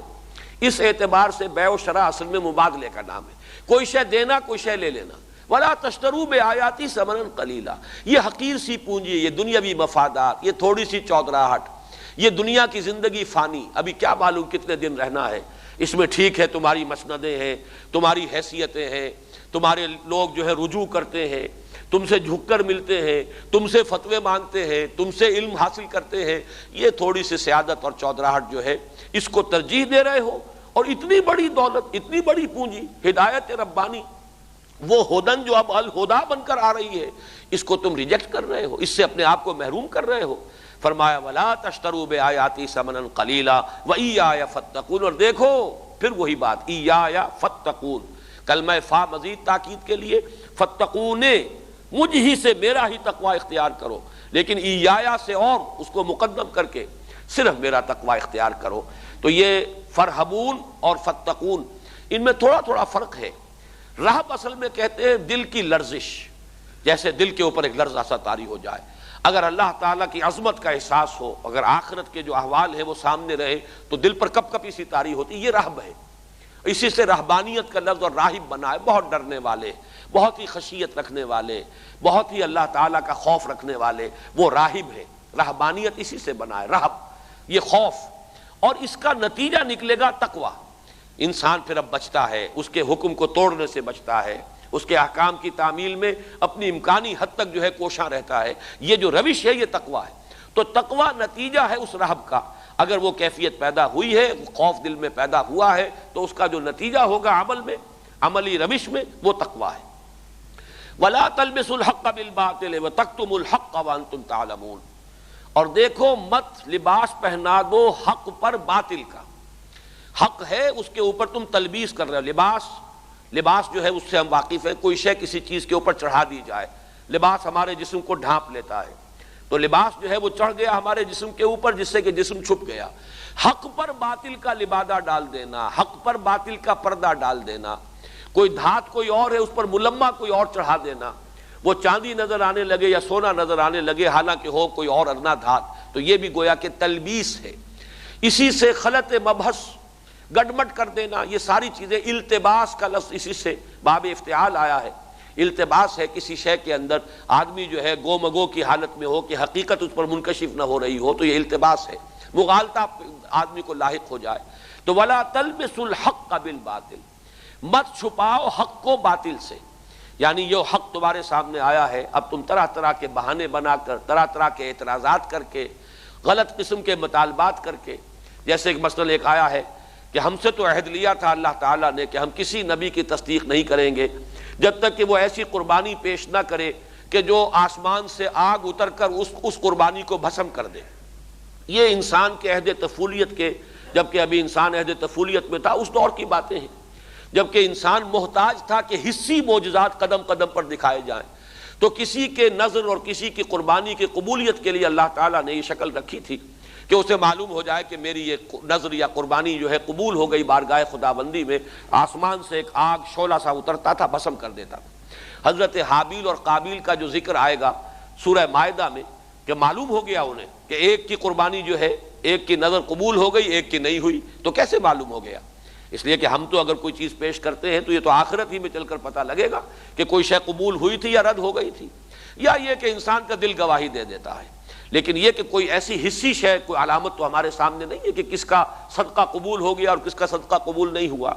ابتدائی دور کی یہ چیزیں تھیں، تو طرح طرح کے اس طرح کے بہانے جو ہے وہ بنا کر اور اپنے آپ کو محروم کرنا، اصل میں تو اپنے پاؤں پر کلہاڑی مار رہے ہو، اپنے آپ کو محروم کر رہے ہو اس ہدایت خداوندی سے۔ وَلَا تَلْبِسُوا الْحَقَّ بِالْبَاطِلِ وَتَكْتُمُوا الْحَقَّ، یہاں پر بھی لا محذوف ہے، وَلَا تَكْتُمُوا الْحَقَّ، لیکن یہ کہ یہ فصاحت کا انداز ہے کہ دوبارہ اس کی تکرار کی ضرورت نہیں ہے۔ لا تلبسو والا لا جو ہے گویا کہ دوبارہ یہاں پر مقدر مانا جائے گا، انڈرسٹوڈ مانا جائے گا۔ وَلَا تَكْتُمُوا الْحَقَّ، مت چھپاؤ حق کو، وَأَنْتُمْ تَعْلَمُونَ، درا حال ہے کہ تم جانتے ہو۔ یعنی ایک یہ ہے کہ انسان مغالطے میں ہو، واقعی اشتباہ اسے لاحق ہو جائے، بات سمجھ میں نہ آئے، اس میں اگر کچھ وقت گزر جائے تو اللہ تعالیٰ معاف فرمانے والا ہے۔ لیکن یہ ہے کہ اگر ایک بات واضح ہو چکی ہو، حق کو انسان پہچان لے، یہ سورہ انعام کی وہ آیت جو ہے کہ حق کے انکشاف کے بعد اگر انسان اس کو قبول کرنے سے رد کرتا ہے تو اس کی سزا جو ملتی ہے وہ نقلب افئدتہم وابصارہم کما لم یؤمنوا بہ اول مرہ، ہم ان کے دلوں کو بھی الٹ دیں گے، ان کے نگاہوں کو بھی پھیر دیں گے، اس لیے کہ وہ پہلی مرتبہ جب حق منکشف ہوا وہ اس پر ایمان نہیں لائے، دل نے گواہی دے دی۔ وہی پھر شعر میں پڑھ سنا رہا ہوں، لغت غریب جب تک تیرا دل نہ دے گواہی، جب دل نے گواہی دے دی اب لغت غریب نہیں ہے، اب تو یہ مانوس بات ہے، آپ کے دل نے مان لیا ہے، حقیقت منکشف ہو گئی ہے۔ عافیت اسی میں فوراً تصدیق کرو، فوراً مانو۔ اگر تاخیر کرو گے، اپنی چودراہٹ، اپنی سیادت، اپنی مصلحتیں، اپنے مفادات، اگر ان کی وجہ سے آنکھ بند کرو گے تو اللہ تعالیٰ پھر نگاہوں کو بھی الٹ دے گا، دلوں کو بھی الٹ دے گا اور دلوں کے اوپر مہر لگا دے گا۔ تو فرمایا وَأَنْتُمْ تَعْلَمُونَ، جانتے بوجھتے یہ نہ کرو، مغالطے میں ہو جائے، غلط فہمی میں ہو جائے تو اللہ تعالیٰ معاف فرمانے والا ہے اور غلط فہمیاں رفع فرما دیتا ہے۔ وقت گزرتا ہے غلط فہمی رفع ہو جاتی ہے۔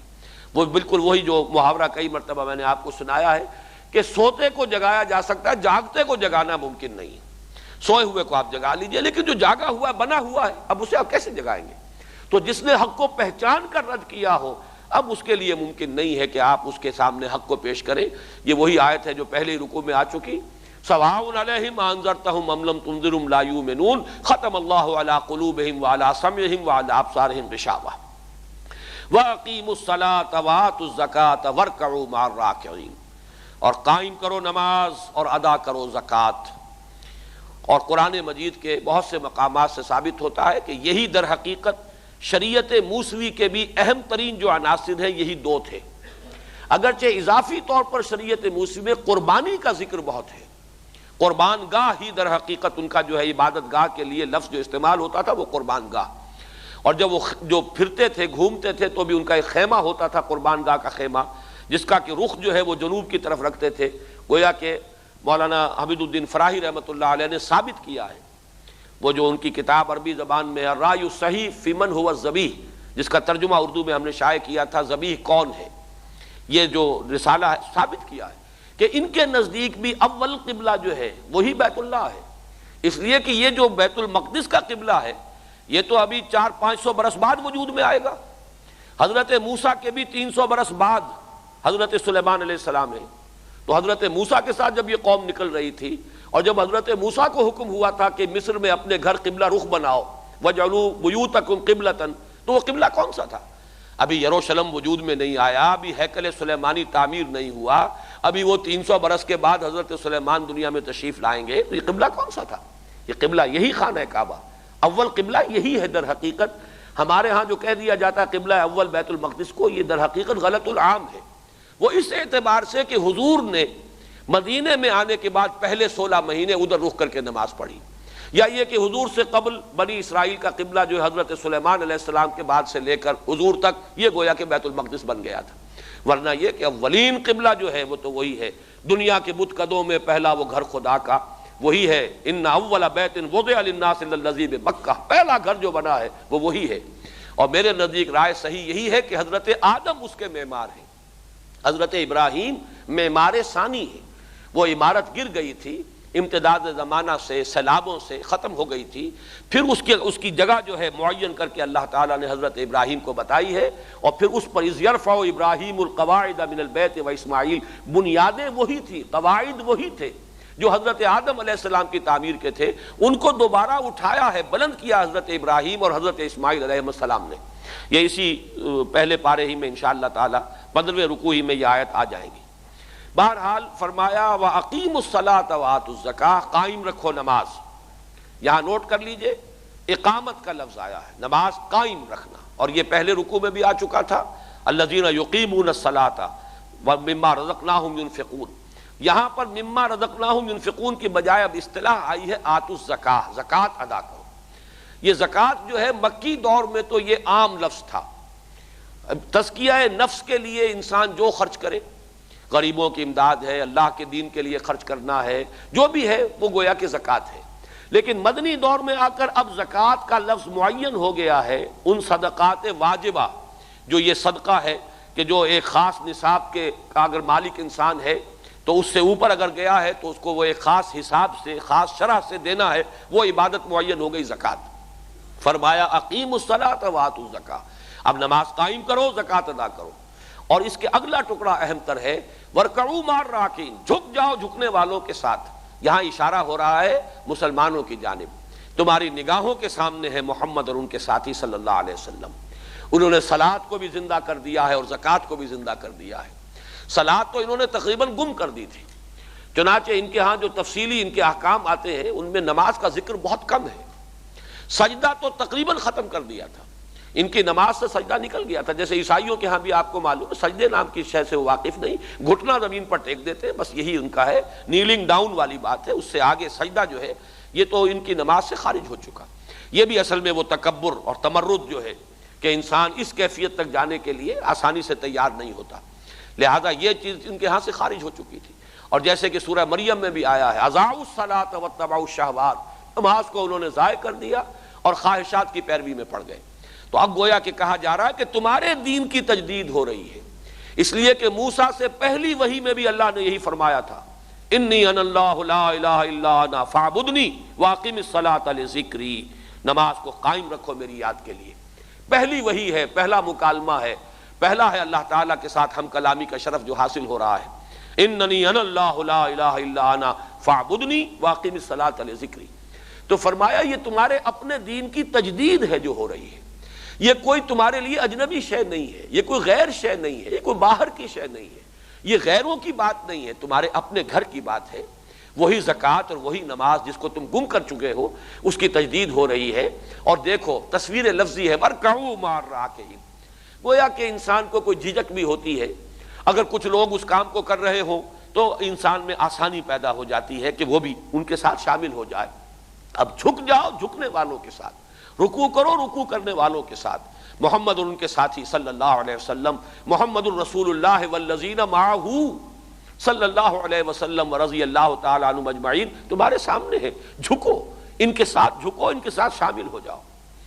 اتامرون الناس بالبر وتنسون انفسکم وانتم تتلون الکتاب افلا تعقلون، کیا تم لوگوں کو تو حکم دیتے ہو نیکی کا اور بھول جاتے ہو اپنے آپ کو، اور تم پڑھتے ہو کتاب، تلاوت کرتے ہو کتاب، افلا تعقلون، تو کیا تم عقل سے کام نہیں لیتے؟ یہاں ایک بات نوٹ کر لیجئے گا، آگے چل کر یہ مضامین اسی سورہ مبارکہ میں، اسی سلسلہ مضامین میں یہ بات واضح ہو جائے گی کہ اہل کتاب میں بھی بالکل اسی طریقے سے دو طبقات ہو گئے تھے جیسے آج مسلمانوں میں ہیں، بالخصوص جو غیر عرب مسلمان ہیں ان میں یہ دو طبقات بہت نمایاں ہیں۔ ایک طبقہ ہے قدر قلیل ہے، آٹے میں نمک کے برابر ہے، صاحب علم وہ ہے، عربی پڑھی ہے، صرف نحو پڑھی ہے، قرآن پڑھا ہے، ترجمہ جانتے ہیں، حدیث پڑھی ہے، احکام شریعت سے واقف، وہ ایک طبقہ ہے قدر قلیل آٹے میں نمک کے برابر، اور وہ بدقسمتی سے اب اس نے ایک پیشے کی شکل اختیار کر لی۔ دوسرے ہیں وہ امیین، جن کو کہ کوئی نہ معلوم ہے دین ہے کس شے کا نام، وہ تو محتاج ہے اس کے کہ جو انہیں وہ طبقہ بتا دے، جس سے بھی انہیں کوئی حسن ظن ہے، یا جس فرقے میں بھی وہ پیدا ہو گئے ہیں اس فرقے کے علماء اور اس کے جو بھی حضرات ہیں، مفتی حضرات جو کہہ دیں گے وہ اس کے پابندی کرنے پر مجبور ہیں۔ یہ دو طبقات میں سے زیادہ بڑا جرم جو ہے وہ اہل علم کا ہے، وہ ہے جو گمراہ ہوتے ہیں اور گمراہ کرتے ہیں۔ ضلوا فاضلوا، وہ گمراہ ہوئے اور انہوں نے گمراہ کیا، اس لیے کہ یہ عوام تو کل انعام، اور ان کی جو کمزوری ہے، ان کی جو مجبوری ہے، اس کی بنا پر شاید ان کے لیے کوئی عذر اللہ کے ہاں ہو سکے، منہم الامیون لا یعلمون الکتاب الا امانیہ، اہل کتاب میں بھی اگرچہ وہ بحیثیت مجموعی اہل کتاب تھے، ان کے لیے گویا کہ اس میں علم ہے اہل الکتاب، لیکن ان کی بھی اکثریت تو وہ تھی منہم الامیون لا یعلمون الکتاب الا امانیہ، ان میں بھی بہت سے وہ ان پڑھ ہیں، نا واقف ہیں شریعت سے، کتاب سے، جو کچھ نہیں جانتے کتاب کو، صرف یہ کہ نام جانتے، تورات نام کی ایک کتاب ہے اور وہ ہم اس کے ماننے والے ہیں، باقی ان کی تو کچھ خواہشات ہیں، ہم اللہ کے we are the chosen people of the lord, نحن ابناء اللہ واحباؤہ، ہم تو امت مرحومہ میں شامل ہیں، یہ امانی ہیں جن کے بل پر اور جن کے سہارے وہ جی رہے ہیں، انہیں کچھ پتہ نہیں کتاب میں کیا لکھا ہے۔ تو گویا کہ دوہرا جرم بلکہ 10 گنا جرم جو ہے اصل میں اہل علم کا ہوتا ہے۔ اس آیت میں خاص طور پر ان کی طرف اشارہ ہے۔ جب یہ پیشہ بن جاتا ہے تو اس پیشے کا ایک خاص وصف یہ ہے کہ وہ دوسروں کو اچھی سے اچھی بات بتائیں گے، اعلیٰ سے اعلیٰ بات بتائیں گے، عظیمت کا راستہ دکھائیں گے، خود رخصتیں تلاش کریں گے، خود چونکہ انہیں معلوم بھی ہے کہ ہیلا کیسے ہو سکتا ہے، شریعت کے فلاں حکم سے بچنے کی کون سی صورت ہے، کتاب الحیل کے وہ حافظ ہیں، ہیلے ان کو معلوم ہے، لہذا اپنے لیے وہ باب الحیل اور کتاب الحیل، اور دوسروں کو سخت سے سخت بات، اونچے سے اونچی بات بتانا، نیکی کا حکم دینا، اعلیٰ سے اعلیٰ بات۔ پھر خاص طور پر اس طبقے کی ایک اور بڑی علامت یہ ہے، انفاق کا حکم دوسروں کو دیں گے، خرچ کرو، اللہ کی راہ میں لگاؤ، اور وہ یہ محسوس کریں گے کہ کوئی شخص اگر 2 روٹیاں اس کے پاس ہے تو ان میں سے بھی 1 روٹی وہ دے دے، لیکن خود چاہے اپنے ہاں پراٹھے کھاتے ہوں اس میں سے وہ کسی غریب کا کوئی حصہ نکالنے کے لیے تیار نہیں ہوں گے، اس لیے کہ سمجھتے ہیں کہ پروفیشن ہمارا جو ہے، ہمارا کام ہے لینا، دینا نہیں۔ یہ بدترین جو کردار ہے یہ پہلے بھی پیدا ہوا اور آج بھی آپ کو نظر آ جائے گا۔ چنانچہ مذہبی طبقہ ہمارے ہاں کا علماء کا، اور خاص طور پر چونکہ ہمارے ہاں تو حنفی مکتبہ فکر کے علماء ہیں، چاہے دیوبندی ہوں اور چاہے بریلوی ہوں، اور آپ کو معلوم ہونا چاہیے امام ابو حنیفہ کے نزدیک حرام مطلق ہے دینی کسی خدمت پر کوئی اجرت لینا، یہ مسجد کی امامت ہو یا کوئی اور کام ہو یا قرآن کا پڑھانا، اس پر اجرت لینا، تنخواہ لینا حرام ہے۔ صرف یہ ہے کہ بعد کے علماء نے اس میں کچھ نرمیاں کی ہیں، مجبوری ہے، کیا کیا جائے، گویا کہ جیسے کہ بھوکا مرتا ہوا انسان جو ہے وہ کہیں اگر سور بھی کھا لے تو اس کو اس کی اجازت ہے، اس درجے میں اس کو حلال کیا گیا، لیکن یہ کہ ہو یہ رہا ہے کہ وہ لوگ جن کا کہ آمدنی کا ذریعہ اس کے سوا کوئی نہیں، ان کی بڑی بڑی جائیدادیں بن رہی ہیں، بلڈنگیں کھڑی ہو رہی ہیں، چھوڑ کر جاتے ہیں ایسی ایسی جائیدادیں کہ بعد میں ان کی اولاد جو ہے لڑتی ہے آپس میں، اور یہ سارا کا سارا انہوں نے کیا شے جو ہے، کاروبار کیا تھا، انہوں نے کون سا بزنس کیا تھا جس سے کہ یہ آمدنیاں ہوئی ہیں؟ ظاہر بات ہے کہ دینی خدمت کے سوا تو ان کی کوئی خدمت نہیں۔ تو یہ سارا جو کردار ہے علماء سو، جس کو کبھی کہا تھا عبداللہ ابن مبارک رحمۃ اللہ علیہ نے، وما افسد الدین الا الملوک واحبار صوئم ورہبانھا، دین میں جو بھی فساد کبھی آیا ہے وہ 3 طبقات کی طرف سے آیا ہے، یا تو بادشاہ اور یا پھر علماء سو جنہیں ہم کہتے ہیں، عربی میں اس لفظ کا اصل تلفظ سو ہے، واحبار و سوئن، وہ علماء جو برے علماء ہیں، جنہوں نے، جیسے کہ میں نے حدیث بھی آپ کو پچھلی مرتبہ سنا دی تھی کہ جو شخص علم حاصل کرتا ہے لِیُجَارِیَ بِهِ الْعُلَمَاء أَوْ لِیُمَارِیَ بِهِ السُّفَہَاء، تاکہ وہ علماء کی محفل میں بیٹھ سکے اور بے وقوفوں کے اوپر اور غیر ناواقف لوگوں کے اوپر روب گانٹ سکے، یا یہ کہ دنیا کا کوئی ذریعہ بنائے، اس کے ذریعے سے دنیا کمائے، دولت کمائے، تو پھر یہ ہے کہ اس کا ٹھکانہ جو ہے وہ جہنم کے اندر ہے۔ تو یہ ظاہر بات ہے کہ یہ سارا معاملہ ہمارے ہاں عظیم اکثریت ہے ان کی، کہ جنہوں نے اسے پیشہ بنایا، اور پیشہ بھی اس درجے میں نہیں کہ کراہت کے ساتھ مجبوراً صرف 2 وقت کی روٹی اور اس وقت کی اپنی ضرورت کو پورے کرنے کے درجے میں کر رہے ہیں، بلکہ اس سے عیش ہے، اس سے اللہ تللے ہیں، اس سے جائیدادیں بنتی ہیں، اور اس سے یہ وراثتیں منتقل ہوتی ہیں، یہ سب کچھ جو ہے وہ اس بنیاد پر ہو رہا ہے۔ تو نوٹ کر لیجئے اس طبقے میں اس آیت سے خطاب ہے، اتامرون الناس بالبر، تم حکم دیتے ہو لوگوں کو نیکی کا، جب کھڑے ہوں گے ممبر پر تو اونچا سے اونچا واس، اعلیٰ سے اعلیٰ بات، ایسی باتیں کہ واقعہ یہ ہے کہ عام لوگوں کے لیے عمل کرنا بھی ان کے لیے دشوار ہو اور مشکل ہو، لیکن بہتر سے بہتر گفتگو، اعلیٰ سے اعلیٰ درجہ بیان ہوگا، لیکن یہ کہ خود اپنے اوپر نگاہ نہیں جائے گی۔ وَتَنْسَوْنَ أَنفُسَكُمْ، اسی لیے دیکھیے حضور کا معمول کیا تھا جب آپ فرماتے تھے اوصیکم ونفسی بتقوی اللہ، دیکھو مسلمانوں میں تمہیں بھی وصیت کرتا ہوں اور اپنے نفس کو بھی کہ اللہ کا تقوی اختیار کریں۔ آپ نے اپنے آپ کو کبھی بری نہیں کیا، یہ دعائیں بھی تو آپ سے منقول ہیں، اعوذ باللہ من شرور نفسی ومن سیئات اعمالی، اللہ سے پناہ مانگتا ہوں میں اپنے نفس کی شرارتوں سے، یہ سب ہمیں سکھایا محمد الرسول اللہ صلی اللہ علیہ وسلم نے۔ یہ بھی فرمایا کہ انہ لیغان علی قلبی وانی لاستغفر اللہ 70 مرۃ فی کل یوم، میرے دل پر بھی کبھی کبھی حجاب سا آ جاتا ہے، پردہ سا پڑ جاتا ہے، اگرچہ اس حجاب کو آپ اپنے قلبی حجاب کے اوپر اور اس پر قیاس نہ کیجئے۔ کار پاکاں را قیاس بر خود مکن، ان کا معاملہ اپنے اوپر قیاس نہ کیجئے، وہ اور رین ہے، وہ اور حجاب ہے، وہ جس کو کہ شاید ہمارے لیے تو آخری حضوری کا درجہ بھی وہ نہ ہو کہ جو حضور کے لیے حجاب کا درجے میں جو حضور جسے محسوس کر رہے ہیں۔ تو انہ لیغان علی قلبی، میرے قلب پر بھی کبھی کبھی حجاب سا آ جاتا ہے، وانی لاستغفر اللہ ربی 70 مرۃ فی کل یوم، میں تو اللہ تعالیٰ سے ہر روز 70 مرتبہ استغفار کرتا ہوں۔ بہرحال یہ تنسون انفسکم وانتم تتلون الکتاب، در حال ہے کہ تم کتاب پڑھتے ہو، تمہارا ہی اوڑھنا بچھونا کتاب ہے، اسی کتاب سے تم لوگوں کو حکم سناتے ہو، اسی سے تم واعظ کرتے ہو، اسی سے تم فتوے دیتے ہو۔ تو گویا کہ اسی لیے میں نے کہا کہ تتلون الکتاب، یہاں یہ عوام مخاطب نہیں اس آیت میں، بلکہ وہ خواص مخاطب ہیں جو کہ در حقیقت دینی خدمت میں لگے ہوئے ہیں، تعلیم ہے، تعلم ہے، پڑھنا ہے، پڑھانا ہے، سیکھنا ہے، سکھانا ہے، فتویٰ دینا ہے، واعظ کہنا ہے، نصیحت کرنی ہے، یہ سارے کام جو کرتے ہیں خاص طور پر ان کے لیے یہ آیت جو ہے۔ اور یہ پھر میں جیسا کہ عرض کر رہا ہوں، یہ نہ سمجھیے کہ یہ کوئی ماضی ہی کی باتیں ہیں، یہ سب ساری چیزیں در حقیقت گویا کہ آج ہم میں سے ہر شخص کے ساتھ اس کا خطاب ہو رہا ہے۔ آج ہم اس مقام پر کھڑے ہوئے ہیں، لَيَأْتِيَنَّ عَلَىٰ أُمَّتِي كَمَا أَتَىٰ عَلَىٰ بَنِي إِسْرَائِيلَ حَزْوَ النَّعْلِ بِالنَّعْلِ، تو اس کا مخاطب ہم میں سے ہر شخص کو سمجھنا چاہیے کہ ہم میں سے ہر شخص اس کا مخاطب ہے۔ أَفَلَا تَعْقِلُونَ، تو کیا تم عقل سے کام نہیں لیتے؟ وَاسْتَعِینُوا بِالصَّبْرِ وَالصَّلَاةِ،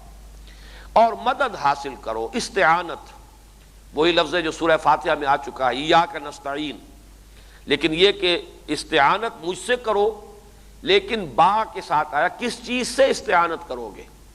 کسی یہ با جو ہے گویا کہ ذریعے کے طور پر، کس چیز کے ذریعے مجھ سے مدد چاہو گے؟ استعانت تو اللہ سے ہے،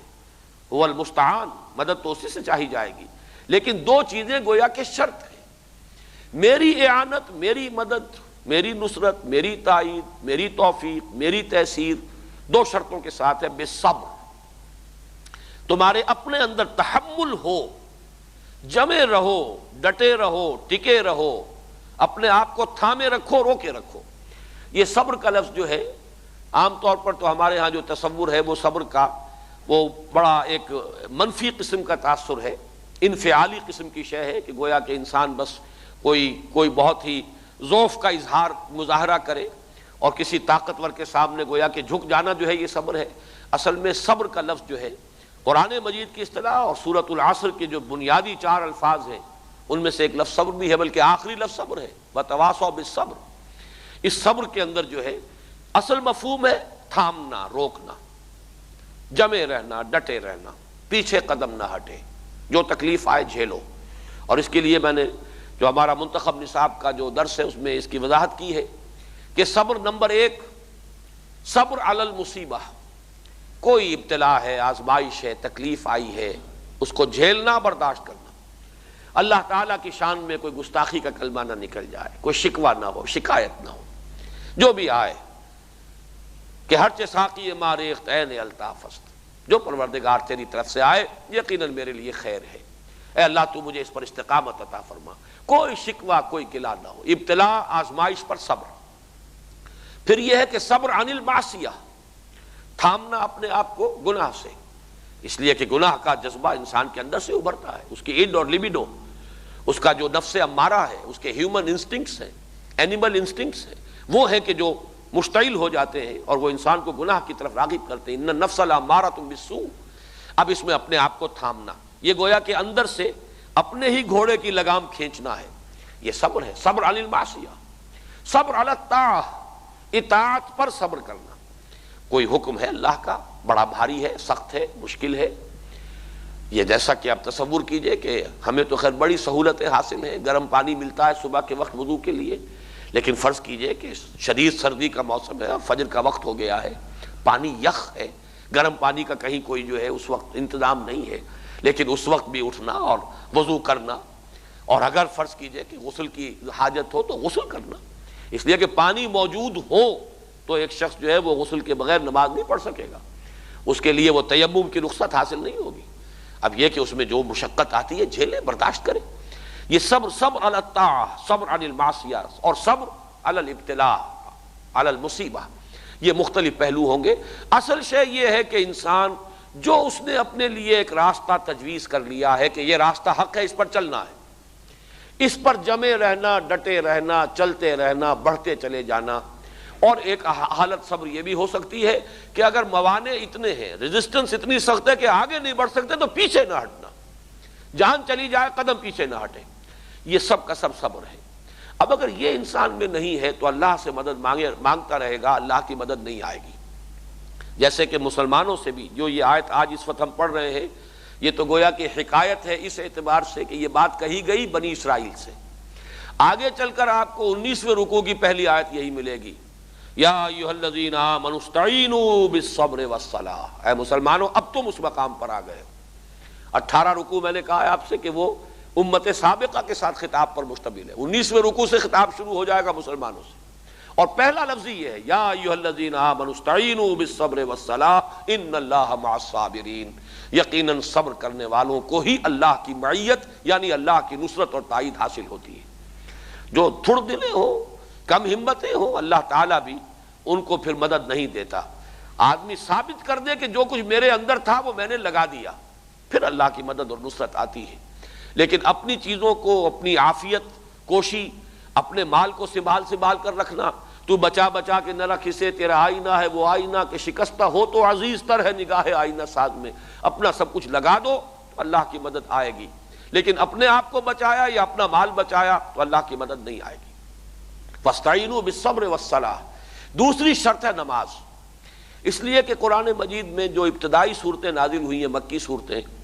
جن میں یہ صبر کا حکم جو ہے حضور کو واحد کے صیغے میں آیا ہے بتکرار و اعادہ. وَلِرَبِّكَ فَاصْبِرْ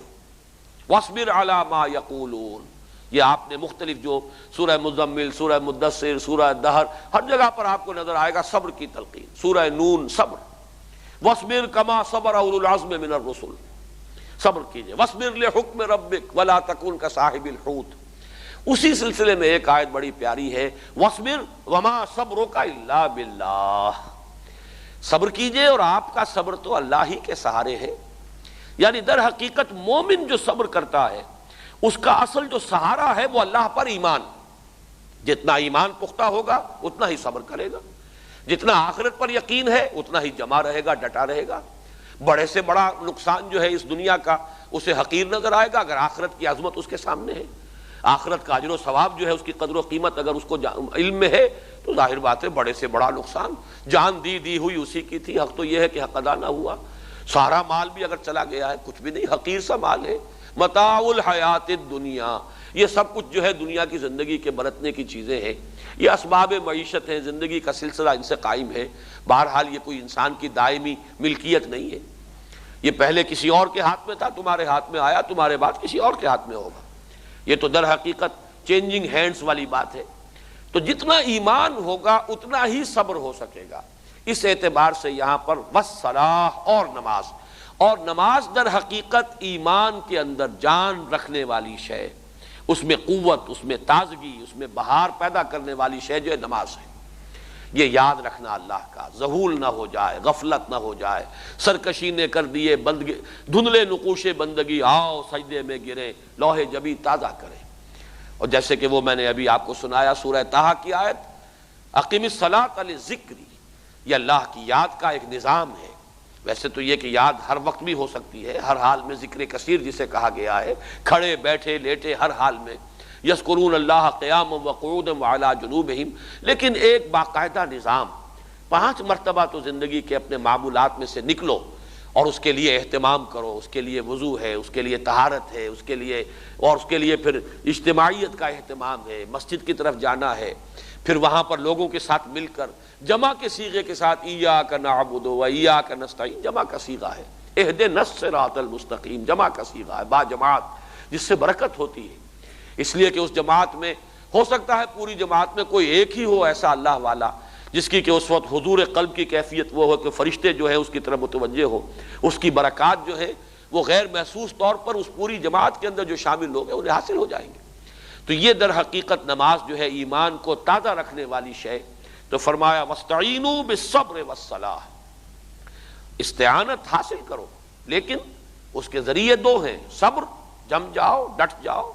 اور یہ جو ہے مصلحتیں اور یہ اندیشے، جیسے کہا گیا ہے وَلَا تَشْتَرُوا بِآیَاتِی ثَمَنًا قَلِیلًا، ان چیزوں کو نظر انداز کر دو، تقویٰ ہو تو مجھ سے، خوف ہو تو مجھ سے، فَإِيَّايَ فَارْهَبُونِ فَإِيَّايَ فَاتَّقُونِ وَاسْتَعِینُوا بِالصَّبْرِ وَالصَّلَاةِ وَإِنَّهَا لَکَبِیرَةٌ۔ انہا کی ضمیر کدھر ہے؟ وہ بڑی بھاری شے ہے۔ اس میں اکثر لوگوں کا رجحان ہوا ہے، چونکہ صلاۃ کا لفظ ہے مؤنث، اسی کے اعتبار سے انہا کی ضمیر مؤنث، لکبیرۃ یہ بھی مؤنث، اس اعتبار سے اکثر کی رائے یہ ہے کہ یہاں پہ صبر نہیں بلکہ صرف صلاۃ کے لیے کہا گیا، وہ بڑی بھاری شے ہے۔ ایک اعتبار سے یہ بات صحیح بھی ہے، نماز کی پابندی اس کے تمام آداب کے ساتھ، شرائط کے ساتھ، اوقات کے ساتھ، واقعہ یہ کہ آسان کام نہیں، اگرچہ انسان کچھ عرصے اس کا دوام اگر اس کو کر لے تو پھر یہ کہ ایک عادت سی بھی بن جاتی ہے، لیکن جسے شاہ ولی اللہ دہلوی نے آفات بن گئی تو نماز کی تاثیر ہے وہ کم ہو جائے گی، بلکہ یہ ہے کہ اس کے اندر واقعتاً اگر آپ نفس کی مخالفت کرتے ہوئے نماز پڑھ رہے ہو تو اس کی تاثیر زیادہ نمایاں ہوگی، اور اگر نفس خوگر اور عادی ہو گیا ہے، جیسے کسی شخص کو کسی اور چیز کی عادت پڑی ہوئی ہو اور اگر اس وقت وہ چیز اسے نہ ملے تو ایک خلا کا سا احساس ہوتا ہے، بسا اوقات ایسا ہو جاتا ہے، لیکن بہرحال وہ شے بھی مبارک ہے نماز کے لیے اگر وہ احساس ہو جائے، لیکن پھر نماز کی وہ تاثیر اس شخص کے لیے جو ہوتی ہے کہ جو مسلسل سٹرگل کر رہا ہے اپنے نفس کے خلاف، جہاد کر رہا ہے، جہاد کرتے ہوئے نماز کی پابندی کر رہا ہے، اس کی تاثیر زیادہ ہوگی۔ اسی لیے کہا گیا ہے کہ نفل نمازوں کا اہتمام ہونا چاہیے، اس لیے کہ فرض نمازوں کے اندر زیادہ اس بات کا امکان موجود ہے کہ وہ ایک عادت کی شکل اختیار کر لیں، وہ ایک روٹین بن جائے۔ بہرحال یہاں جو میں عرض کر رہا تھا کہ انہا کی ضمیر جو ہے اس کو عام طور پر سمجھا گیا ہے نماز کی طرف۔ نماز بھاری شے ہے سوائے ان خاشعین کے کہ جنہیں یہ یقین ہو کہ انہیں اپنے رب سے ملاقات کرنی ہے اور یہ کہ وہ اپنے رب کی طرف لوٹنے والے ہیں۔ لیکن یہ کہ مولانا اصلاحی صاحب کی رائے ہے اور مجھے اس سے اتفاق ہے، یہاں انہا در حقیقت انہوں نے تو کہا ہے صبر اور صلاۃ دونوں کے مجموعے کے لیے آیا ہے، اور اس کے لیے انہوں نے نظیر بھی دی ہے۔ سورہ حامیم سجدہ کی جو آیات ہمارے منتخب نصاب کے حصہ اول میں شامل ہے، اس میں بھی انہا کا جو لفظ آیا ہے، وَمَا يُلَقَّاهَا إِلَّا الَّذِينَ صَبَرُوا وَمَا يُلَقَّاهَا إِلَّا ذُو حَظٍّ عَظِيمٍ، یہاں ہا کی ضمیر کا کوئی لفظی مرجع نہیں ہے، اس لیے کہ مؤنث کوئی بھی نہیں ہے اس سے پہلے جو بھی باتیں ہوئی ہیں، تو وہاں مراد یہی ہے کہ جو وصیت تمہیں کی گئی ہے اس وصیت کے لفظ کے حوالے سے یہ مؤنث کا صیغہ استعمال ہو گیا۔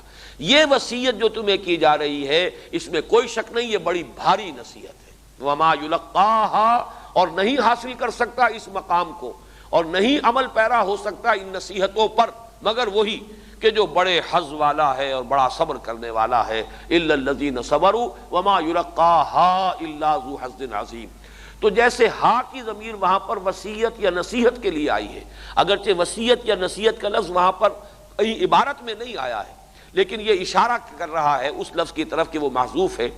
اسی طرح مولانا اصلاحی صاحب کی رائے تو یہ ہے کہ یہ صبر اور صلاۃ دونوں کے مجموعے کو ہا کی ضمیر سے اس کی طرف اشارہ کیا جا رہا ہے کہ یہ دونوں چیزیں جن کو ہم نے شرط قرار دیا ہے، ہماری مدد آئے گی ان دو شرطوں کے پورا کرنے کے بعد، صبر بھی نماز بھی، اور یہ بڑی بھاری شے ہے، دونوں چیزیں بھاری ہیں۔ میرا اس سے بھی آگے بڑھ کر یہ خیال ہے کہ یہ ہا کی ضمیر اس پورے رکوع کی طرف راجع ہے۔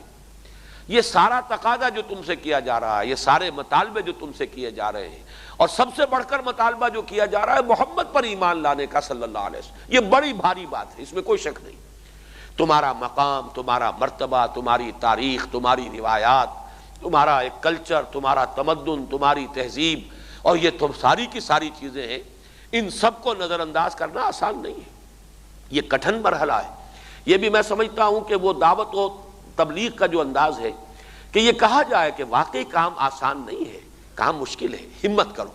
ہمت کرو گے اللہ کی مدد آئے گی، قدم بڑھاؤ گے آسان ہو جائے گا، تیسیر ہوگی، اللہ کی توفیق شامل حال ہوگی۔ یہ پہاڑ جیسی شے نظر آ رہی ہے لیکن ہمت کر لو گے تو یہ بڑی ہلکی ہو جائے گی، آسان ہو جائے گی۔ اس اعتبار سے میرے نزدیک یہاں انہا یہ در حقیقت اس پورے رکوع کا جو مضمون ہے، جس کا اصل مرکز و محور ہے حضور پر ایمان لانے کی دعوت، اسی میں ان کے لیے مشکل تھی، ان کی سیادت، قیادت، چودراہٹ، ان کی مسند نشینی، ان کا مقام اور مرتبہ، یہ ساری چیزیں جو ہیں جو ان کو اپنے ہاتھ سے جاتی نظر آتی تھی اگر وہ حضور پر ایمان لے آتے، تو اس کی طرف اشارہ ہو رہا ہے وَإِنَّهَا لَكَبِيرَةٌ، یقیناً بڑی بھاری شے ہے، بڑا سخت مرحلہ ہے، آسان نہیں ہے۔ غالب کا شعر یاد آ رہا ہے، تاب لاتے ہی بنے گی غالب، مرحلہ سخت ہے اور جان عزیز۔ تو بہرحال یہ ساری مشکلات ہیں، مانتے ہیں ہم، آسان کام نہیں ہے، تمہیں بڑا ایثار کرنا ہوگا، لیکن یہ کہ جو ایثار کرے گا پھر اس کے رتبے بھی بلند ہوں گے، جیسے کہ سورہ حدید میں فرمایا ہے کہ پھر انہیں دوہرا اجر ملے گا،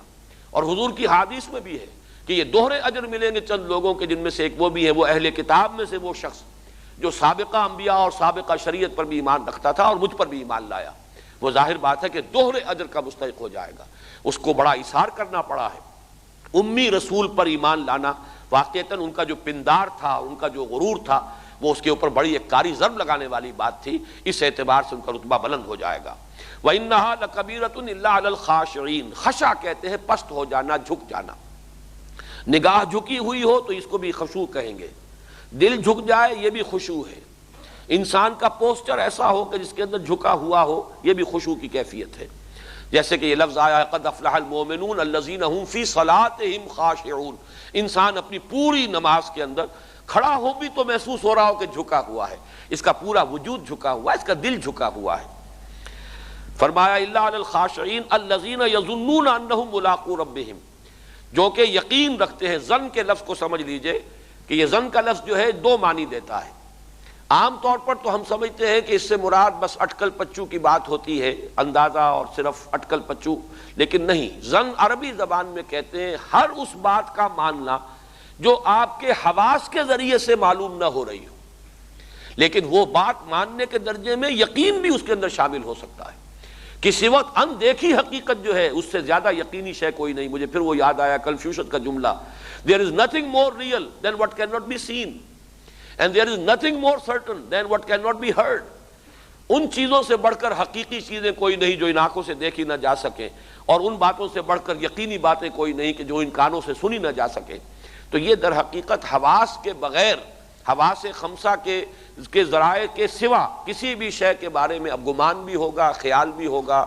تخمین بھی ہوگا، لیکن اسی میں یقین کا درجہ بھی ہوتا ہے کہ بغیر دیکھے بھی کسی شے کا یقین ہو جاتا ہے، تو اس کو بھی ظن کہیں گے۔ الذین یظنون، یہاں یہ ظن جو ہے یہ گمان کے معنی میں نہیں ہے، ظن تخمین کے معنی میں نہیں ہے، بلکہ یقین کے معنی میں، جنہیں یقین ہے کہ وہ اپنے رب سے ملاقات کر کے رہیں گے۔ انہم ملاقو ربہم، ملاقو اس میں فاعل ہے، اور اس میں فاعل میں بڑی تاکید ہوتی ہے، ہو کر رہے گی ملاقات، ملاقات کر کے رہیں گے۔ وَأَنَّهُمْ إِلَيْهِ رَاجِعُونَ، اور یہ کہ انہیں لازماً اس کی طرف لوٹ جانا ہے، پلٹ کر جانا ہے۔ جیسا کہ بہت مرتبہ میں نے عرض کیا ہے، انسان کے عمل پر سب سے زیادہ اثر انداز ہونے والا ایمان بالآخرہ، ایمان بالمعاد، اصولی اعتبار سے، نظری اعتبار سے، علمی اعتبار سے اصل ایمان باللہ، توحید، قانونی اعتبار سے، فقہی اعتبار سے اصل ایمان بالرسول، ایمان بالرسالت، لیکن عملی اعتبار سے انسان کے کردار پر، اس کے عملی رویے پر سب سے زیادہ چھاپ ڈالنے والا، سب سے زیادہ اثر انداز ہونے والا ایمان، وہ ایمان بالآخرہ ہے۔ تو چونکہ یہاں مرحلہ وہ تھا کہ تاب لاتے ہی بنے گی غالب، مرحلہ سخت ہے اور جان عزیز، لہذا یہاں ایمان بالآخرہ کی جو ہے اس کے اوپر زور دیا گیا۔ إِنَّهَا لَكَبِيرَةٌ إِلَّا عَلَى الْخَاشِعِينَ الَّذِينَ يَظُنُّونَ أَنَّهُمْ مُلَاقُو رَبِّهِمْ وَأَنَّهُمْ إِلَيْهِ رَاجِعُونَ۔ بارك الله لي ولكم في القرآن العظيم ونفعني وإياكم بالآيات والذكر الحكيم۔